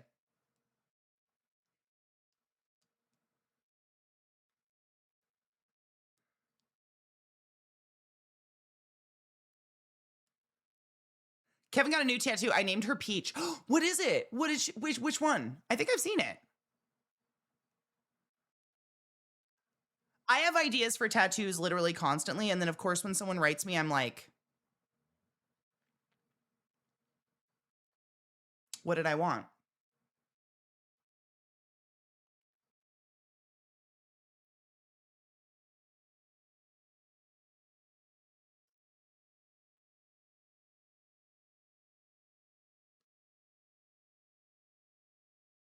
So by the end of today, I got to email them and figure out what the fuck, because I definitely want to tattoo them. They do some of the most beautiful. I was looking for my phone. I can show you them. They do some of the most fucking beautiful, like hyper realistic tattooing I've ever seen. Didn't I save their profile?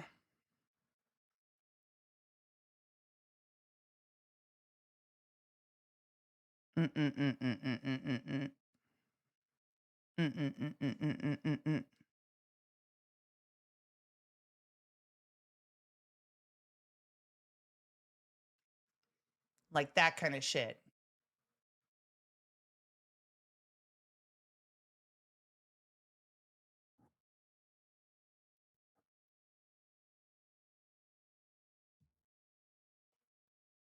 This is how I get tattooed, man.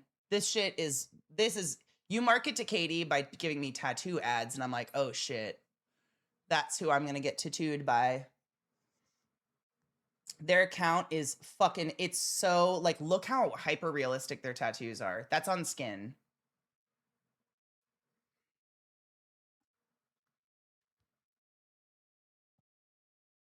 They do immaculate portraits.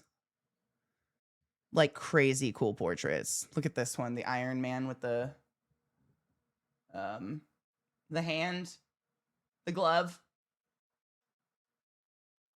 How do you do that on skin? Like, that's gonna hurt. I fucking love the disco ball too, right? So I keep looking at their style and I'm like, man, there's gotta be something. Like, look at this. That's fucking crazy that that's on skin. How? How's that on skin?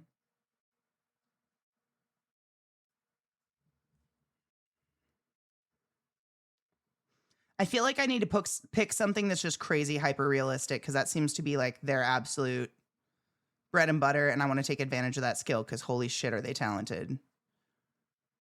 Yeah, that disco ball is fucking crazy cool. Look at this, the Howl's moving castle on, I think that's the side of a leg.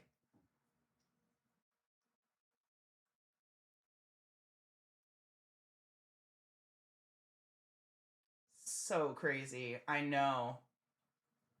So I thought about a Totoro tattoo because, of course, I've always wanted a Totoro tattoo. Totoro tattoo. That's say that 10 times fast. I fucking love Totoro. Totoro. But man, I don't know. It goes on and on. Their work tends to be like small and huge. It's all over the place. I don't know.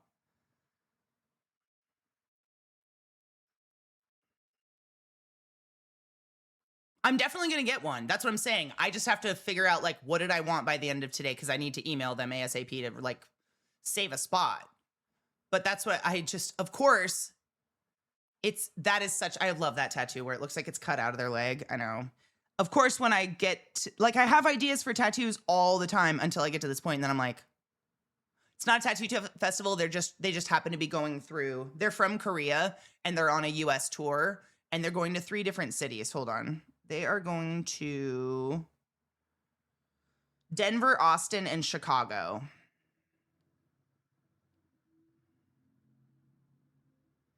And man, that disco ball's insane, right?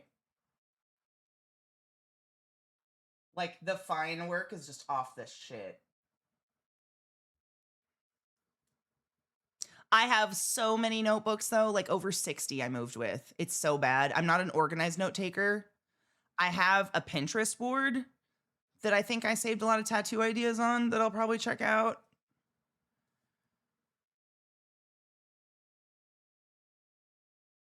Stop that. Other than that, that's my brainstorm all day is like, what ideas have I had? Get the titties get the best titties you've ever seen tattooed on you. I already have titties though. Tattoo. I do have a tattoo board. Bunnies, lots of bunnies, bees, spiders, moths. Oh my God, look at this one. It's an under thigh tattoo. I thought this was very cool. Oh, will it show? You can see the cheeks, the under thigh of the roses. I wouldn't get this done by that person. Wrong kind of tattoo artist for that, but very cool looking. Oh, a cicada. I have deeply wanted a cicada for quite some time. This. Where is my mind? I kind of want to get something not huge. I kind of want to get something like, you know, I thought about getting the Mario question mark box on my inner thigh. And I was like, nah. I'm doing really good at keeping copyrighted shit off my body. You just never know. I don't want to put copyright on me anywhere. It's scary. You never know when someone's going to be scary rapey. A lot of bunnies. Real glad I got a bunny. I have so many bunnies in here. I have a coffin that just says, I need rest. Ooh, the underboob bat. I have wanted to do a bat. Not this one, clearly, because this is probably someone else's tattoo. But it looks like that. And I thought that would look cool on this part. Probably hurt like a bitch, though, right? What's that going to feel like? But something similar to that, I think would be cool. The underboob bat tattoo, I think so too. I have like boobs for an underboob tattoo because I don't have I don't have big boobs, so they don't touch my ribs. So whatever I put down there, that will be visible, which is cool. I have some cool skulls. A lot of bugs. I've always wanted bugs and moths. Unicorn skulls. I thought about like a last unicorn tattoo. I wouldn't know what to get. Like, there's so many things from that movie. Like, what's an iconic thing from that movie that you're like, that's the last unicorn? It's the song. Yeah, I have one of those in here, V. Hold on. The lace ones. I'm worried about fine line like this lasting where a bra strap sits, like if it would wear off. But like that, yeah. I think that's kind of my inspiration. But I've always loved bats. I think bats are so cool. Like, replace that. Oh, my bird fi is bustling. Replace that flower with a bat or something. I've always wanted a bat. Or a cicada. Because you scream from here. Oh my God, put a little cicada in the middle. Zach literally asked me very kindly if I would never put a cicada on my body because they creep him out that much. I think he's afraid of cicadas.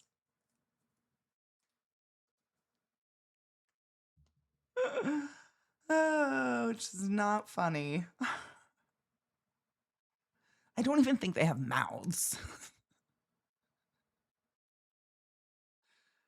I have a rib cage, a sneckle, a raven, more roses, a heart in a bottle, a hand, a D20, another bunny. I had a lot of stuff like this. Hence her. Inspo. She's stunning. You look dry. You look ashy. We should lotion you later.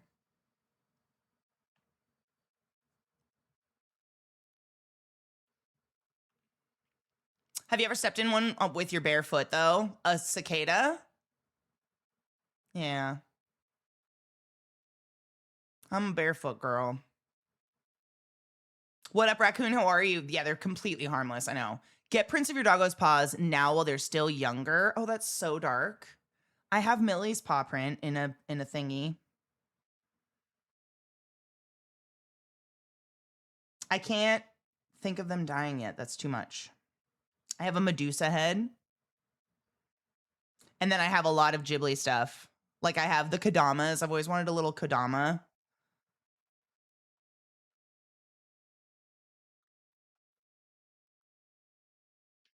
Brains? I don't know. A lot of like clip art stuff. Why would I want brains? I could get wings on my anus. So when I contact and extend it, it's the poison and llama bottles. I gotta talk to someone about getting the Cusco poison bottom on my inside. You're gonna get it on the inside of your elbow joint? Yes, Mello. It's new tattoo time. A really, really, really cool artist is coming through Austin on like a little tour. And I messaged them and they messaged me back and they want to know exactly, like, they want to have an idea, like, what do you want to get? What are you thinking of? Blah, blah, blah. And I'm just like, now I'm put on the spot. I have no ideas instantly, but like all the time I'm thinking of tattoos I want to get. It's just like now it's gone in my head. So I'm looking at a Pinterest board on my phone.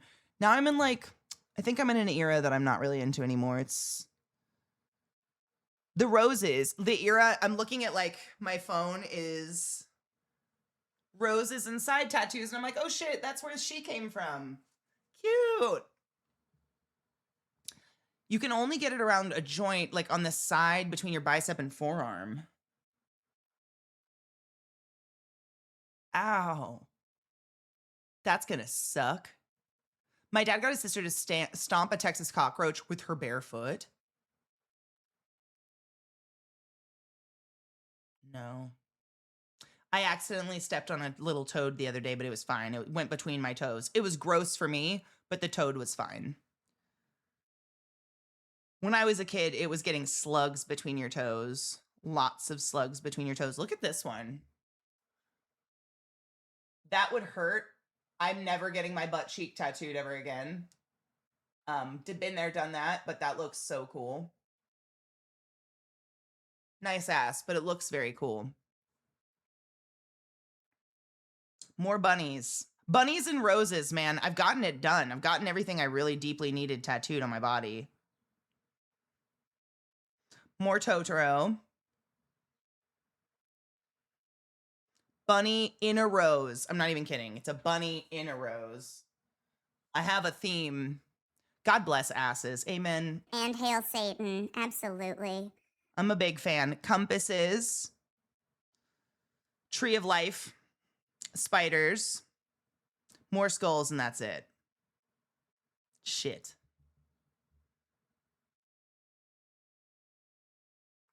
I have ideas. I could. Oh my God. Imagine if I got a Komodo dragon for him and it just said basically. Basically. Tree of life. Yeah. I'd say get a tree of life on your side. My side is taken. I've got no room. I'm all tattooed. Wait, do I have anything on here? Oh no, I've got a free one. I forgot I have two sides. I'm fine. Look at this one. That's cool. It's, what are those called? Bleeding hearts. Ouch, kibibbles, but very cool.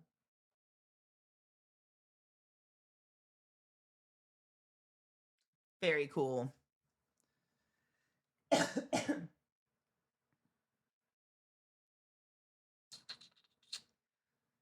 We'll have to keep thinking.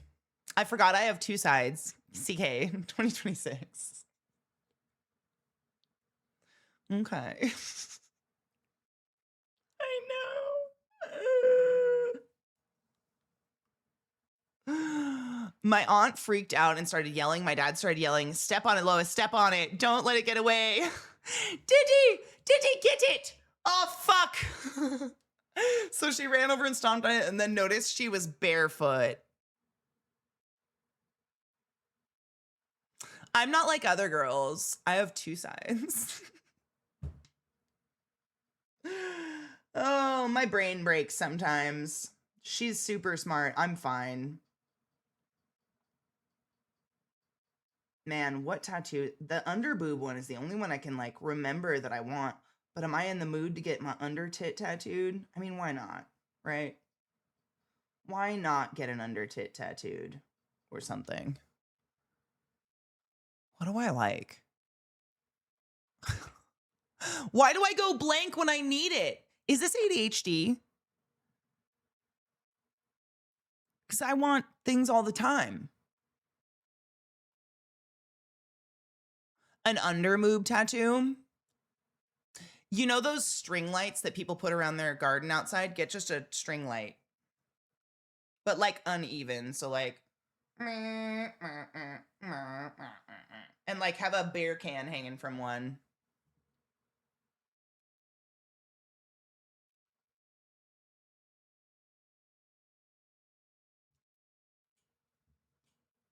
You know the answer to which one? To if I'm ready to commit to an underboob tattoo. Yeah, I have fucking tattoos everywhere. I think I'm done. Sometimes even me, like covered in as much as I am, I still have moments where I'm like, is that too much? Oh, is this ADHD? Yeah, no, it totally is. I hate it. Paralyzed by choice. Have it go all the way around and be plugged into the booty hole? I don't want to do that. That sounds terrible. Jade, have a beautiful day and be safe, honeybean. Oh, from 2000 to 2008, I had a Great Dane. His name was Sven. He used to eat bugs. Saw a cicada for the first time. Chomp. Firefly in front of his face. Chomp. Did he ever get sick? I wonder if anyone's wrapped themselves in Christmas light tattoos. I guarantee it. If you've thought of it, someone's done it. People are weird. Do you still want that neck tattoo we saw in Faded Friday music video? I don't remember who. That's one I don't know if I can do. I don't know if I could mentally put a neck tattoo. Talking about tattoos, Gen Z is trying to rebrand Tramp Stamp as Cake Topper, and I like it. Oh, cute. I love Cake Topper. Oh no, that's so cute. Fuck off. That's so smart. We were never that clever. It's because it was hateful for us. Why is Tramp Stamp such a bad word? I think lower back tattoos are fucking hot. Just a cherry on your lower back. It's the cherry on top. Ah, that'd be so funny though. They are hot. I agree. I think most tattoos are hot though. I think tattoos are hot in general. I think they're highly Oh, self-decoration is highly it's hot. I don't know how to say that. It's very attractive. I think our moms called them tramp stamps. You know what's funny though is all the girls in my class, we were like the 5 to 10 years younger than the tramp stamp era. So our way of being like tramps but not getting a tramp stamp was every girl in my class had a hip tattoo of some kind. So something on their hip that would peek up over their hip and you might be able to see it if you wore low enough jeans. How is this any better than the lower back tattoo? It was just as skanky. It was just like, look at my vagina. Kevin has, well, we're the same age. No, that makes sense though. That makes sense though. 100%. We would have similar areas. It's almost like you can tell people's ages by the, like, I can tell you're like 5 to 10 years older than me if you have a tramp stamp. You're 5 to 10 years younger than me if your tattoo is like an infinity symbol or a mustache on the side of your finger, or you have an infinity symbol on your rib cage. I know what age you are by your first tattoo. It's super fun though. No judgment. It's just like, that's what the trend was. I'm a millennial. My tramp stamp's there. It's a shitty rose. 'Cause I like roses. They're everywhere. My slutty husband, we love him. I used to work with a guy that had a tramp stamp that said made in vagina.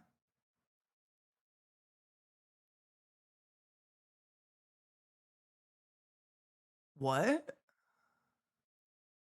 A tribal sun on the back of your shoulder. Oh my God. A tribal sun, a Cocapelli, or if you're a little bit older, like if you were born early 80s, maybe late 70s, it's a Looney Tunes character, or a dolphin, probably on your ankle. Or a butterfly on your inner thigh.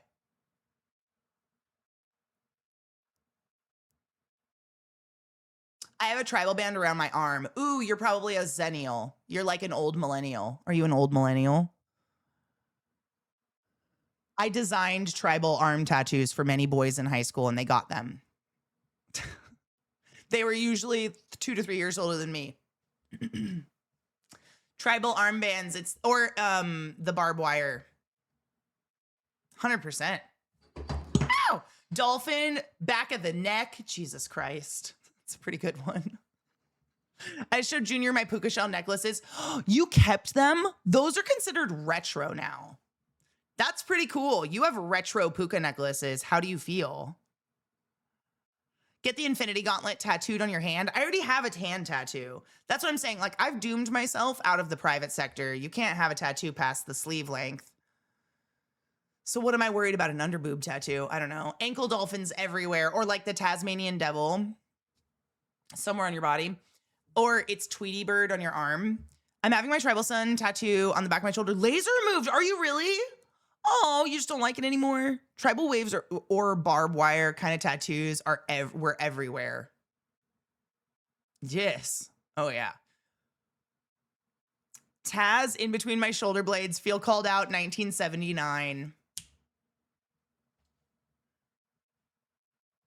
My Aunt Ethel, who is also my godmother, she is an oopsie baby. So she's like 13 years younger than my mom. She has the Tasmanian devil tattooed on the side of her ankle. So it's not that I'm like, no judgment. I am covered in stereotypical tattoos as well. We all are. It's fine. And we just like tattoos, so we keep going. I'll cover myself in tattoos forever. But you know what lesson? I got a yankle? Okay. Ankle unicorn's the best. I could get the unicorn from Legend. Oh, an idea. Oh, you jogged my memory. So an idea I did have last night, like the first idea that I was like, ooh, I think this would be really cool done by this person because they do such highly detailed, hyper realistic. What about Xena's chakram? Or the chakrams? Just like, that hurts so bad. I don't want that though. Dude, right? I've always wanted a Xena tattoo. The chakrams somewhere. I don't know the where. We can decide on a place, but wouldn't that be fucking cool? I thought also maybe not lower back, but off to the side, half down my ass, so it just peeks up. Kind of like this one does here, but on the other side. So it'd be like the chakram. And my hips are kind of taken. This one's not. This one is. Oh, are you saying like a full-size chakram on my body?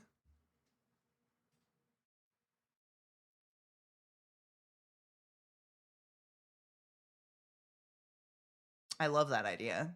I wasn't thinking that at all.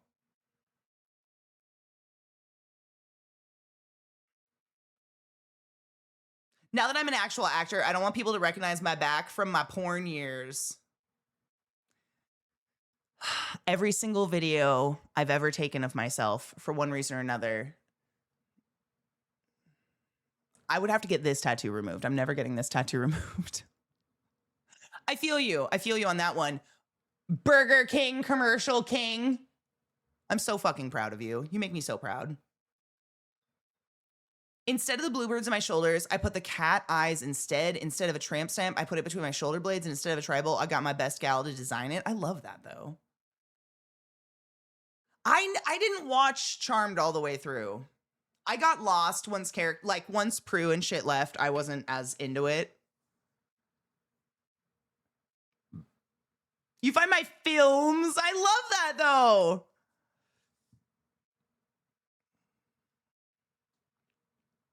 Shoulder wolf tattoo if you're between 55 to 60. 3 wolf moon is no joke. Awesome. But yeah. Chakram.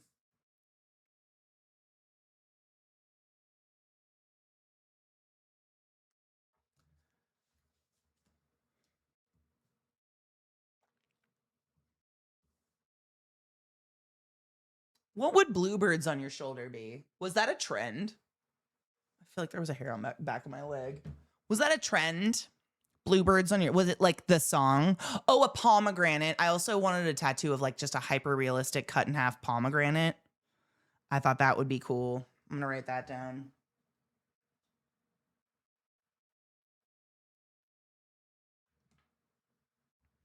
I want to get Wonder Woman doing the hula on my calf. Imagine if they could make tattoos animated.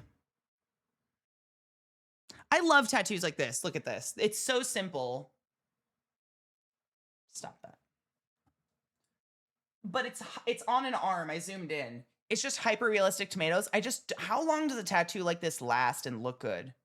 All of my tattoos are like hard outlined because I feel like that's longevity in tattoos, but I love this style. It's just like, does it last very long? I love pomegranate. It's also one of my favorite fruits in the whole world. I love to pick apart a pomegranate so much. It's like it's Satan gave us a fidget toy and we didn't recognize it. It's called a pomegranate. It takes you 10 hours to eat and it's delightful. My memory is getting jogged. It'll happen more today probably, right? Probably. I've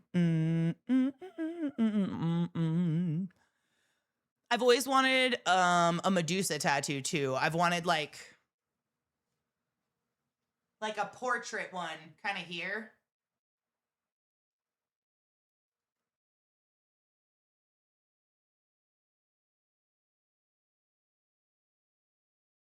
That would be cool, right?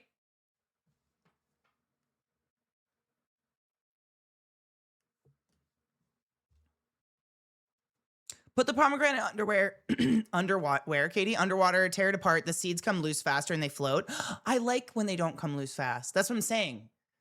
It's like you took the spin out of the spinner, the fidget spinner. Crack it in half and then you sit on the couch and you pick each jewel out individually with your fingernail.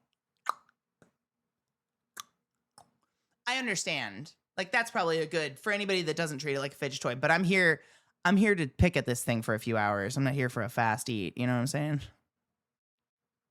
I like when my fingers are stained all purpley. Ooh, a lobotomy pick. I was going to get that tattooed, but now I just own a lobotomy pick, so it kind of feels redundant.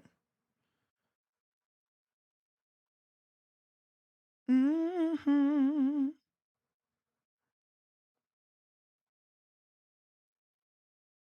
My brain's being jogged. I'm just scrolling through like suggestion tattoos, but I'm like, oh yeah, that's definitely something I've thought about for many, many years. I got my spiders. I don't really need more spiders.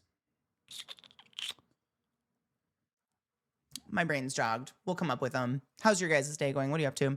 Get an open zipper tattooed on both sides of your ass crack. Oh my God, like it's being unzipped. I get it. That's sick. I don't know who that's for, but I'm not into it. Oh, I want tattoos all the time forever. It's never caving. It's get to. Get to. Found someone. Yay. Tattoo time. I love tattoos. It's my favorite. I got this one last fall. This is her. Oh, I was going to lotion her. This is her first summer out. She's having a great time. I do want to get a bird tattoo. I just haven't decided on the type of bird. She's dry, but she is excellent. And I've been sunscreening the fuck out of her, so she has been cared for. Tiny frogs riding on the top of your foot. I have tiny frogs riding all over my ass and hip. It would go with it. I'm not anti-frogs. Is that weird? I have them. I'm covered in frogs. I love them. Isn't it great? This foot's probably one of my favorite things in the whole tattoo. It's just so perfectly done. It's such good fine line work. She did a very nice job. Gothic tattoo or horror tattoo, gothic tattoo on Instagram. She's great. I think she's based in California. Woke up and searched a recipe to cook for dinner. I love that. Honestly, I think about that stuff sometimes in the morning. I'm like, should I take a meat out? I'm trying to think if you would even be able to see my frogs, Tech. Oh, yeah. That's a frog. And there's a frog. There's a frog. He's impaled by the stick, but he's there. There's a frog. There's a frog. I think there's another one up here. 1, 2, 3, 4, 5. I think there's 7 in there. Needless to say, I've got a forest going on. I've got the frogs. I love my frogs so much. I know. Someday I'm going to find someone cool to color this tattoo in, because as you can see, my butt cheek, that's where the color started. And then my tattoo artist quit tattooing. I know. So, yay! I just have to wait and find someone who's willing to color it in. Ooh, I do love a newt. Potato bugs? Ooh, you're jogging my memory. Things I love that are under logs. Potato bugs and newts.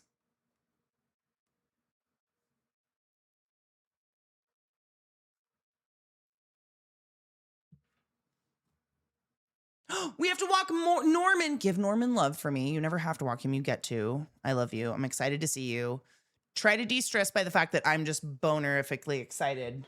I don't have water about Burning Man. I'm here. We're here. It's going to be awesome. We're going to have such a fucking good time. Is it possible to get a tattoo over scar tissue? I have a lot of tattoos over scars and over stretch marks. And they look fine. Like, this is straight through a scar in the middle of my hand. It's very faint, but through the middle of the gem right there is my first day at Taco Time when I was in high school. I slammed my hand into the heat light and it grabbed my hand. I tattooed right over it and it's totally fine. I've had this tattoo for years now. And then my hips and stuff covered in stretch marks and I'm tattooed all over. It takes just fine for me. I've heard for some people it's more painful. Viata has one over a back scar, I'm pretty sure. Yeah, exactly. Yep, source me. I had a tattoo over a back surgery scar. There you go. I think it's totally feasible. I think sometimes it can hurt more. Boom, there you go. Plenty of trans mask folk get tattooed over their top surgery scars. Amazing. Oh my God, yeah, exactly. People who go through breast cancer do the same. So my mom, she had one boob removed and the scar is straight through the middle of the breast. Like it is straight across and it looks like a Franken scar, let me tell you. But they were just going to tattoo a nipple on it. And I'm sure that's probably what they're doing for trans masks too, right? It's kind of fucking crazy cool. Yeah, I think you can. I think it's more infrequent that you can't. One day Jim will get color. I'm hoping some sort of watercolor or something. You have a specific list of things you love that live under logs. What didn't make the list? What didn't make the list? Centipedes. I don't like them. Especially those orange ones that are really fast. I love millipedes. I love everything else though, pretty much. Centipedes. That's the only one. No, but everything that's under, like, I was the most annoying child. If you had logs in your garden, like a border for your garden that was made of logs or bricks or rocks, the moment I was without you seeing me, I was flipping over every single one to see what was under the rocks in your garden, to see if it was like tree frogs or newts or salamanders or something, anything, potato bugs. Love them. Obsessed. Everything. But my problem was, as a child, I didn't know you're supposed to put it all back. So I would just like leave your garden looking like someone, like a badger went through it or something. Oh, man. Trans mats can keep the nipple. They remove it because of cancer risk. Oh. Smart, though. They took my mom's nipple. Yeah.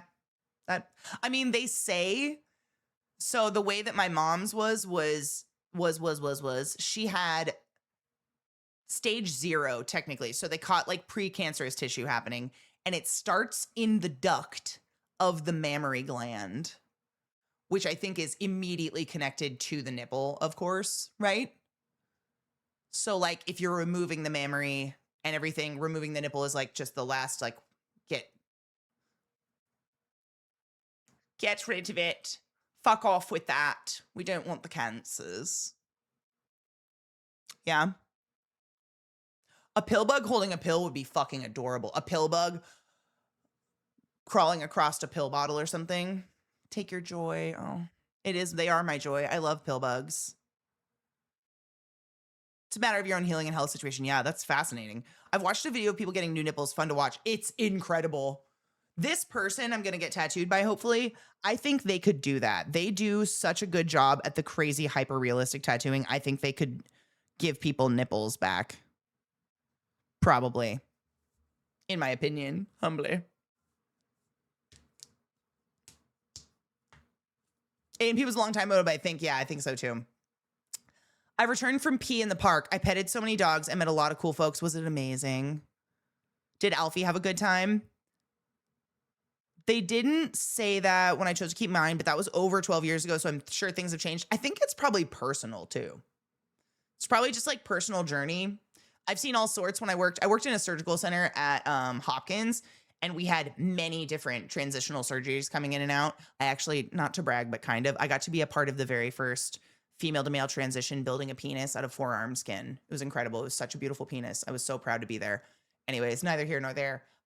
It's different every fucking time. Everybody wants to do something different, and I think it's your body, your choice. I think that's awesome. Whatever makes you most comfortable, I think, is the most important, right? Alfie had an absolute ball. He's currently zonked down in his bed. I love that. We had to recently, because we never lived somewhere where there's lots of dogs everywhere and lots of distractions that my dogs want to pounce at, and animals and stuff. We got them those anti-pole leashes. I don't even know how to say that. It's basically like a little collar, and then there's one that goes up over their nose. So if they try to pull, it pulls them in the complete opposite way and like drives them fucking crazy. It doesn't hurt them. It doesn't choke them. Nothing like that. A gentle leader. It is a gentle leader. That's exactly, Mando. That's exactly the fucking word I couldn't think of. Thank you. It is a gentle leader. And oh my God, it was the best walk we've ever taken ever in our whole lives. Holy shit. Not a distraction could get them, because they couldn't figure it out. Like if something pulled, if they tried to go one way, that thing went, oh, and just made them spin in a circle the other way, and it drove them crazy to the point where they just gave up, and it was incredible. It was like the most peaceful walk I've ever had in my entire life with my dogs. Saves every bit of my body. I literally said that to Zach. I'm like, this is like the first walk we've taken here where when we got home, I didn't feel like I just got done running a fucking marathon. Like every walk we've ever taken, you get home and we were just like, let's order McDonald's.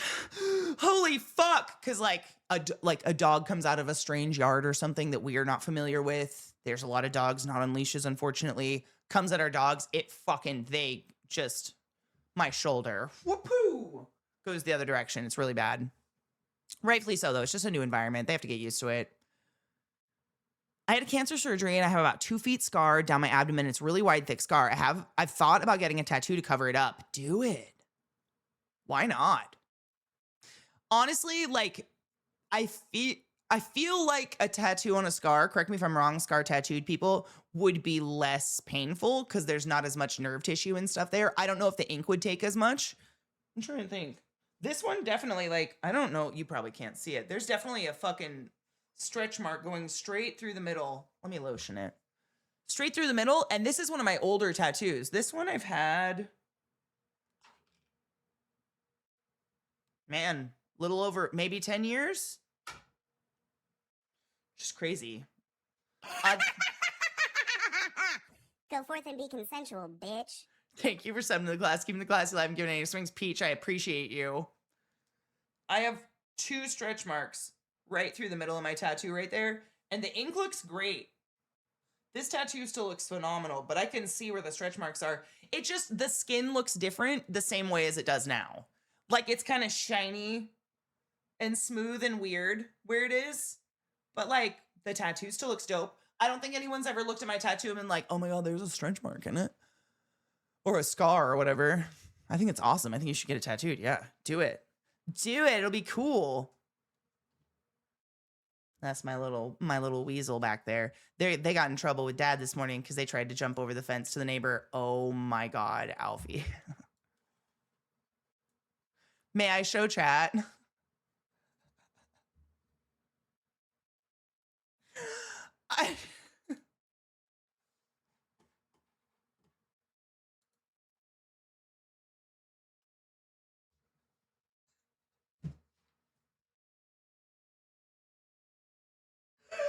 Look at his face.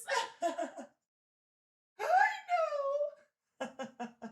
I love him so much.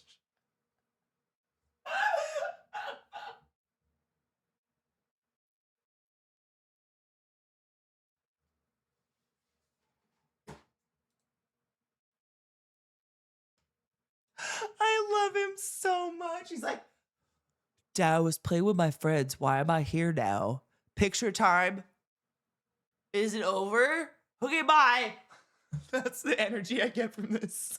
So hard. He's so ready to go. He's so cute.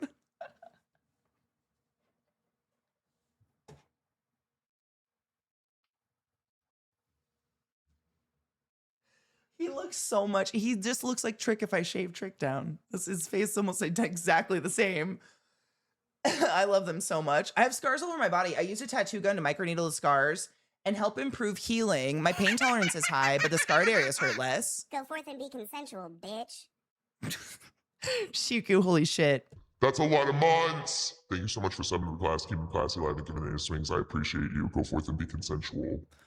Their toes are absolutely lovely. I love the little dipped toozles. Your dog is perfect. I fucking love him. He's perfect in all the ways. In all the ways. The pajamas, I mean, it's when you're a hairless dog like that, like whippets and stuff, they just shiver. They're like giant Pomeranians. They have no body fat whatsoever and no hair. And even when it's like 70 degrees out, they'll shiver, as opposed to my dogs that just keep growing hair. They're going to need a good trimming. They're going to a new dog sitter when we're gone to visit my family. And I'm nervous for them. I know this place is going to probably be awesome. It has great reviews, blah, blah, blah, blah, blah. But I'm like, I know. Me too, Bilbo. Like, who are these people? Will they love you? They'll love you. You're a sweetheart. You're the sweetest baby girl. All you want is pets and treats. You're a chaos demon, but we love you too, Bubba. Don't hump your brother. It's not appropriate. Thank you. Oh yeah, they know my tone. I don't know what it is. What? Oh, that's a big stretch, Bubba. That's a big stretch. Thank you. Your claws are crazy. You're just such a good boy. Did you have a good nap? Should we take a break? Do you need to go outside? Oh, that was so good. That yawn when they shake. Ah! It's a different tone. I try so hard not to baby talk them, but they're my babies. Look at them. They're my babies. Are you guys so happy? Look at those wiener butts. Look at those wiener butts go. Oh, shit. Oh, shit.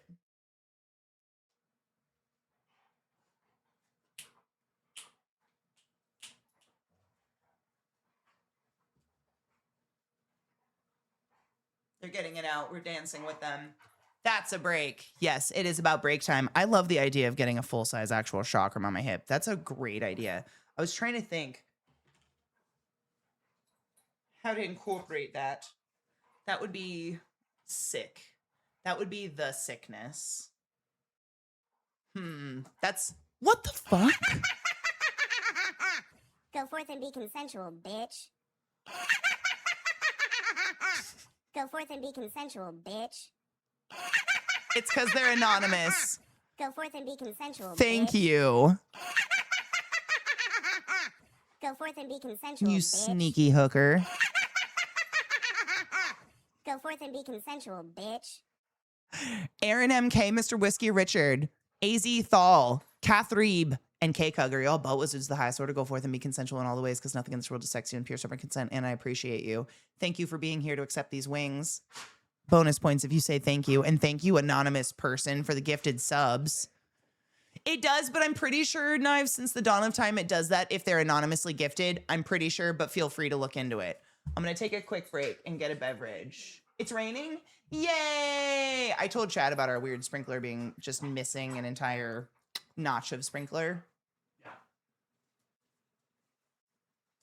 Yay, rain! Finally. Yeah, I'm pretty sure it just does it, Knives. I'm pretty sure it's done it since the dawn of time. I'm going to go grab a Diet Coke. I'll be right back. I took a video.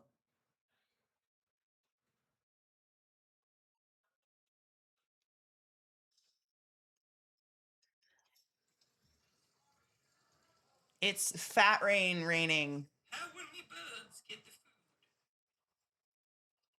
if it's so wet? It's so wet. How will me birds get to the food? Shark bait. Ooh ha ha. Shark bait. Ooh, ha, ha. An anonymous viewer has gifted 1 sub. What's happening? Oh, Knives is testing. Was that a test?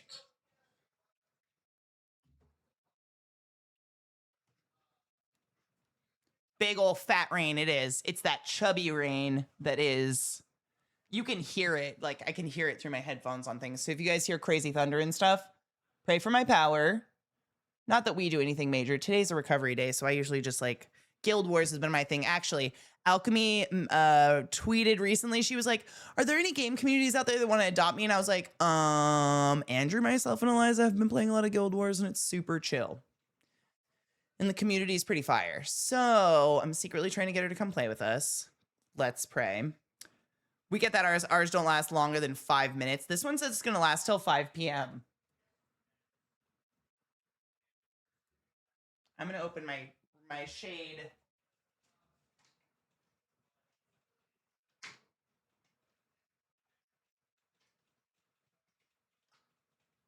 It's a river in the road. I love it. I miss water. Denver doesn't get no water. So when someone gives at least 1 sub anonymously, it'll only set off once. Yay! Thank you for fixing that. I just thought that was the way it was, and I was like, whatever. If someone's gifting subs, they deserve it. Whatever, if they want it. I'm looking for a guild in Guild Wars 2. We don't, I mean, Eliza made a guild. I don't know the purpose of guilds to know if we're worth it or not, but like, I don't know what kind of grass it is. It's weed ridden. Ours is. We've been weeding the living shit out of it. And then there's a ton of this. You might know what it is, Mish. It is this plant that vines everywhere. And every like 3 inches, it roots. Vine roots. And wherever there's roots, a few spurts come out that look like grass. But I don't think it's actually grass.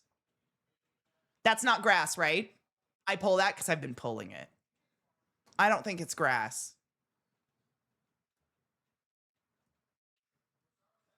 You pull it forever because everywhere it's laid down roots, you literally have to like follow the trails. Some of them are feet long. I don't know what to do about that shit. That stuff sucks. I think it's like Kentucky bluegrass or crabgrass, not crabgrass. It's cozy for your feetsies. Like Max and Beth have really, really nice grass. I'll have to ask what theirs is. I don't know. Guild Wars is sweet. I've been friends with my brothers since 2005 playing that game. Really? That makes me so happy. Love that game. Not playing now, but so good. It's been such a relaxing thing just to play like a click MMO where you click a character once and hit one and just attack it forever. And I can just sit and chat with the community. It reminds me of the good old days of ESO, of just like when we would all stand around looking cute. Oh, I bought something in the game finally. I wanted to test it. Secretly super wanted this. But do you guys remember the glider that I wanted that was actually just like a bunch of baby dragons that carried me where I needed to go? I got it. So I was testing my audio and, you know, of course I had to buy something.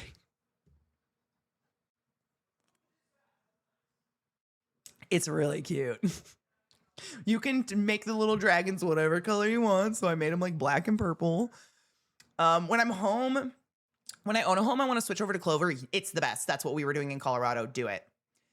I'm Source. It is the biggest success. Do a mix of different clovers. Like we had red clover, white clover, Dutch clover, crimson clover, pink clovers, lavender clovers, and then we did some grass interspersed because the clover you probably already know this, but for those that don't, clover will literally, it'll outgrow the grass, but it nitrogenates.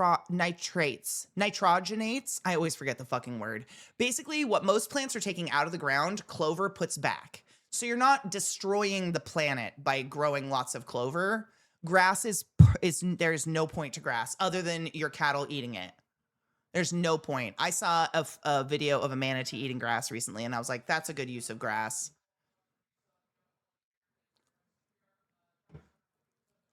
Everyone in Guild Wars 2 has been so nice. The amount of people that have just like popped by in the stream to hang out or just do like help us or give us something or help us get somewhere. But honestly, like, it's funny. It's probably because of this. For as helpful as the entire community is, you don't really need all the help because the game does a really, really good job at leading you and telling you what to do next and explaining the mechanics of the game on the first go. I feel like it's a game I could jump into 100% on my own and I would still have a very good time. Like, it walks you through really, really well. Does that make sense? Is the clover fragrant? I think the crimson clover was. Not all of it is fragrant to our nose, but I think it's fragrant because that's a really good point you bring up though. Clover has blossoms, right? Which is actually really, really good for pollinators and insects and stuff like that. Grass has nothing. Nothing. Grass is pointless. It's so pointless. It's just a water sap. I'm proud of you. We were doing that in Colorado. I hope the new owners still do that. Because I did a lot, you guys know. I did so much damn work in that yard, transforming it into something with clover. And we finally were getting like this just really, really good sheet of clover that was growing in the yard that it didn't die in the winter. Like the clover actually kind of overwinters a little bit really well and holds the ground together, keeps it from erosion. Yeah, not one living thing needs grass. Literally, that's so true. It's so pointless. Yeah, bees love clover. I saw ladybugs all over the clover because I think aphids go to the clover, which means ladybugs will be in your garden, which are excellent because ladybugs will eat anything. They're very carnivorous. Yes, literally, watch your step for the bumbles. That was the biggest issue. I mean, not an issue because I loved it. I would walk I put stones. I had like a stone pathway around the garden. So I wasn't walking straight through the grass because in the clover, you get the drunk bumblebees. I don't know if they're actually drunk, but do you know what I'm talking about? You get these giant bumblebees that are like stuck to the bottom of a clover halfway upside down. They're half asleep, half awake. And you like nudge them with your foot and they're like, boop, boop, boop, and they do their best and then they kind of buzz off. But I'm like, are you fucking wasted? Like, what's going on? And they're everywhere and they're huge and they have these really cool wings that are bigger than normal bumblebee wings. They look like see-through butterfly wings. Not as big, but that's like the shape. They're so cool. Or do they just nap? Shut the fuck up. It's the cutest thing I've ever heard in my whole life. Grass is an excellent habitat for all the ants that forage inside your house. Strangely, ant control products are sold by the same people who sell you lawn care products. I will not have a lawn. I've told Zach that so many times. He's so worried because I told him, I'm like, to me, it's more important to have land than it is to have a giant house. I don't need a mansion. I don't need the square footage most people want because we're not doing kids. We're not doing kids. We're not having a family. We're not doing that kind of thing. We're going to have chickens. He doesn't know it, but we're going to have chickens and dogs, and we're going to rescue animals that have special needs. And I need land for that. And his biggest concern is he says he just deeply does not want to mow that much lawn. And I'm like, do you think I'm going to give you lawn to mow? Maybe like 4 feet in front of our front stoop for like looks somewhere if they need that. But I'm not doing lawn. I'm going to have a garden that it will be huge. I'm going to be the obnoxious neighbor that shows up with baskets of vegetables. Never again zucchini, don't worry. But baskets of vegetables, like, they nap in the flowers. So they're just napping. I thought they were actually maybe wasted off of all the... I was like, the clover is getting the bees wasted, babe. They were always asleep in the clover. They were so cute. That makes me really happy. They just nap. So they just felt safe to nap in my yard. That makes me even more happy. I really turned that yard into something. I can't wait to do it again, to be honest. It was good. I made a lot of mistakes that I won't make again, etc. Yeah, the ones that weigh 9 times the weight of the flower, literally, they're huge. There's some really cool statistic about bumblebees in that they shouldn't be able to fly. Like, they're so big and beefy and weirdly non-aerodynamic. They shouldn't technically be able to fly, but they have so much power they're able to. It's weird. Oh, I'm into a video of watching bees napping in flowers. I didn't know they did this. You can just get a robot lawnmower at this point. He won't have to do anything. A robot, I don't want to do that. I don't want a robot. I don't have a Roomba. I don't want it. I've never wanted it. Make your chicken coop mobile so you can put in different parts. The chunnels. Oh my God, have you heard of chunnels, Phil? My dad made my mom mobile chunnels, chicken tunnels. And they're mainly to protect your chickens. It makes it so your chickens can graze in different areas, but also it protects them from the hawks. Oh my God, that's what it is. Hawks and all sorts of like predatory birds and stuff like that. My dad did it and it's incredible. So there's like the coop, it's kind of like a Burning Man actually a little bit. There's the central coop, which is like a center camp. And then there's this chunnel that moves like the hand of a clock. He can pick it up and move it to new parts of the yard, but it comes out of a spoke of the main chicken house. And then it has a door with a timer. So the door shuts after like 9 p.m. or something like that because chickens just put themselves to bed. It's so adorable. My parents have chickens. It's incredible. You mentioned butterfly-like wings. There's a moth that mimics bees, but they're not bumblebee. This one's definitely a bumblebee. I think they're carpenter bees. Or it's a type of, like, it's like a solitary little bumblebee, but I know the ones you're talking about. Those are fucking magical. What I really want to do in our new place, whenever we move, if I ever find a house to buy, will be the, have you seen, like, the bug hotels for wintertime and stuff? And that's where carpenter bees, like, go in and make their little nests, and it's so cute. I love them. I want to provide everything for the little bugs and the nature in my yard.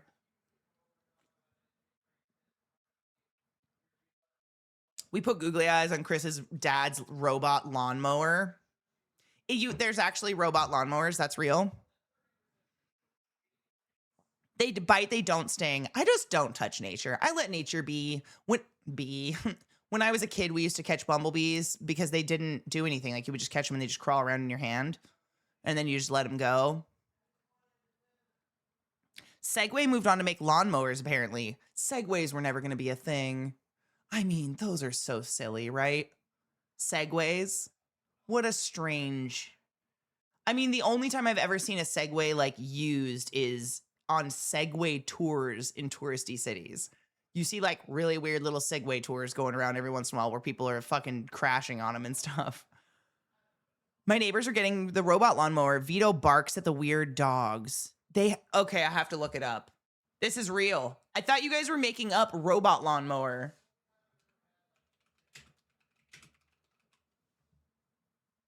And there goes the music.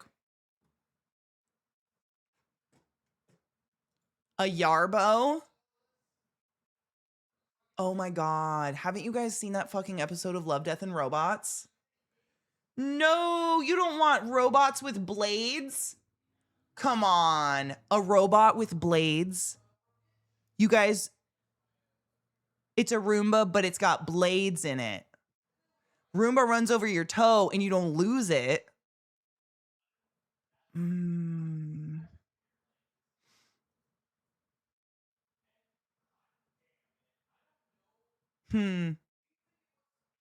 You know, I guess because rich people can just afford to fix the injury. Not making it up. I'm with Zach. I don't give even the first two shits about mowing a lawn. Fuck lawns. We do it because the HOA requires us to. So we're like really anal about our lawn here, but I'm all about turning the lawn into as much garden as absolutely fucking possible. As much shit I don't have. Like, honestly, even just like a front yard of wildflowers, I think is beautiful because at least you're cultivating something for natural. I had a hummingbird.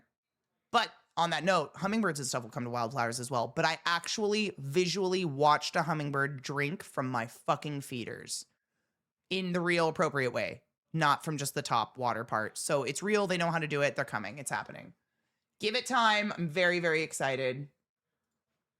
And then, of course, I'm probably going to move, but that's fine. Oh, no. Oh, no. Oh no, what do I do about all the doves and everything when I move? Fuck. No, I brought my water this time. I was gonna say, did I goddamn forget it again? Everyone hydrate.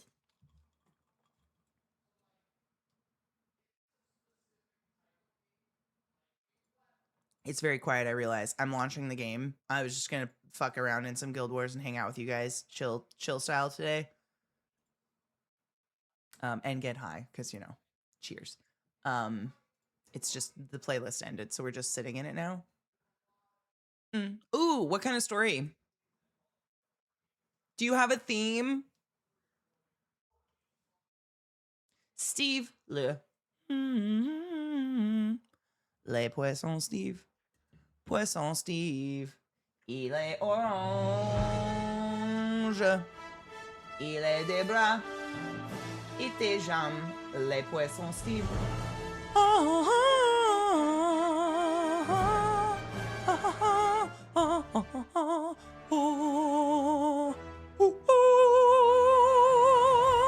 Sorry. Garden sounds a lot like work, and to be honest, I'm a very lazy person. If I have to plant something more than once, I'm doing it wrong. Edible perennials for the win.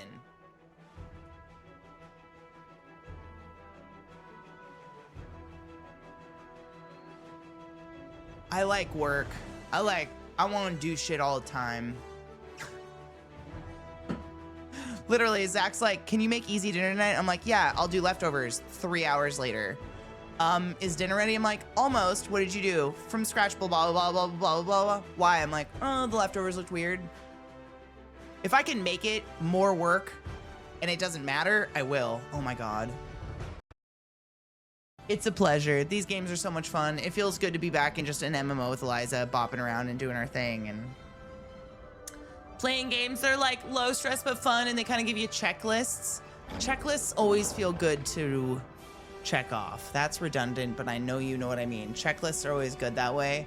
And I love a game with a good checklist system in it. And these, like, the fact that you can look at the map and it gives you like that overall, the key kind of legend thing in the up left corner, and you can highlight stuff and then go find every single like point of interest and stuff in the entire land is just like undeniably addicting. I love that. I love clear cut. Like, tell me what I'm doing. Show me where I'm supposed to go. That's relaxing for my head. Trying to figure it out is not always the most relaxing situation for my head. So thank you to everybody who suggested it over the years and now, because we're doing it and it's awesome. I'm gonna raid you into Zeke because he's doing Indie Saturday. Take care of yourselves. Take your fucking joy. Eat something delicious today, and I'll see you either in movie night tonight or bright and early tomorrow morning. I love you. Bye. Hi, Bubba. That's my sweet boy. You know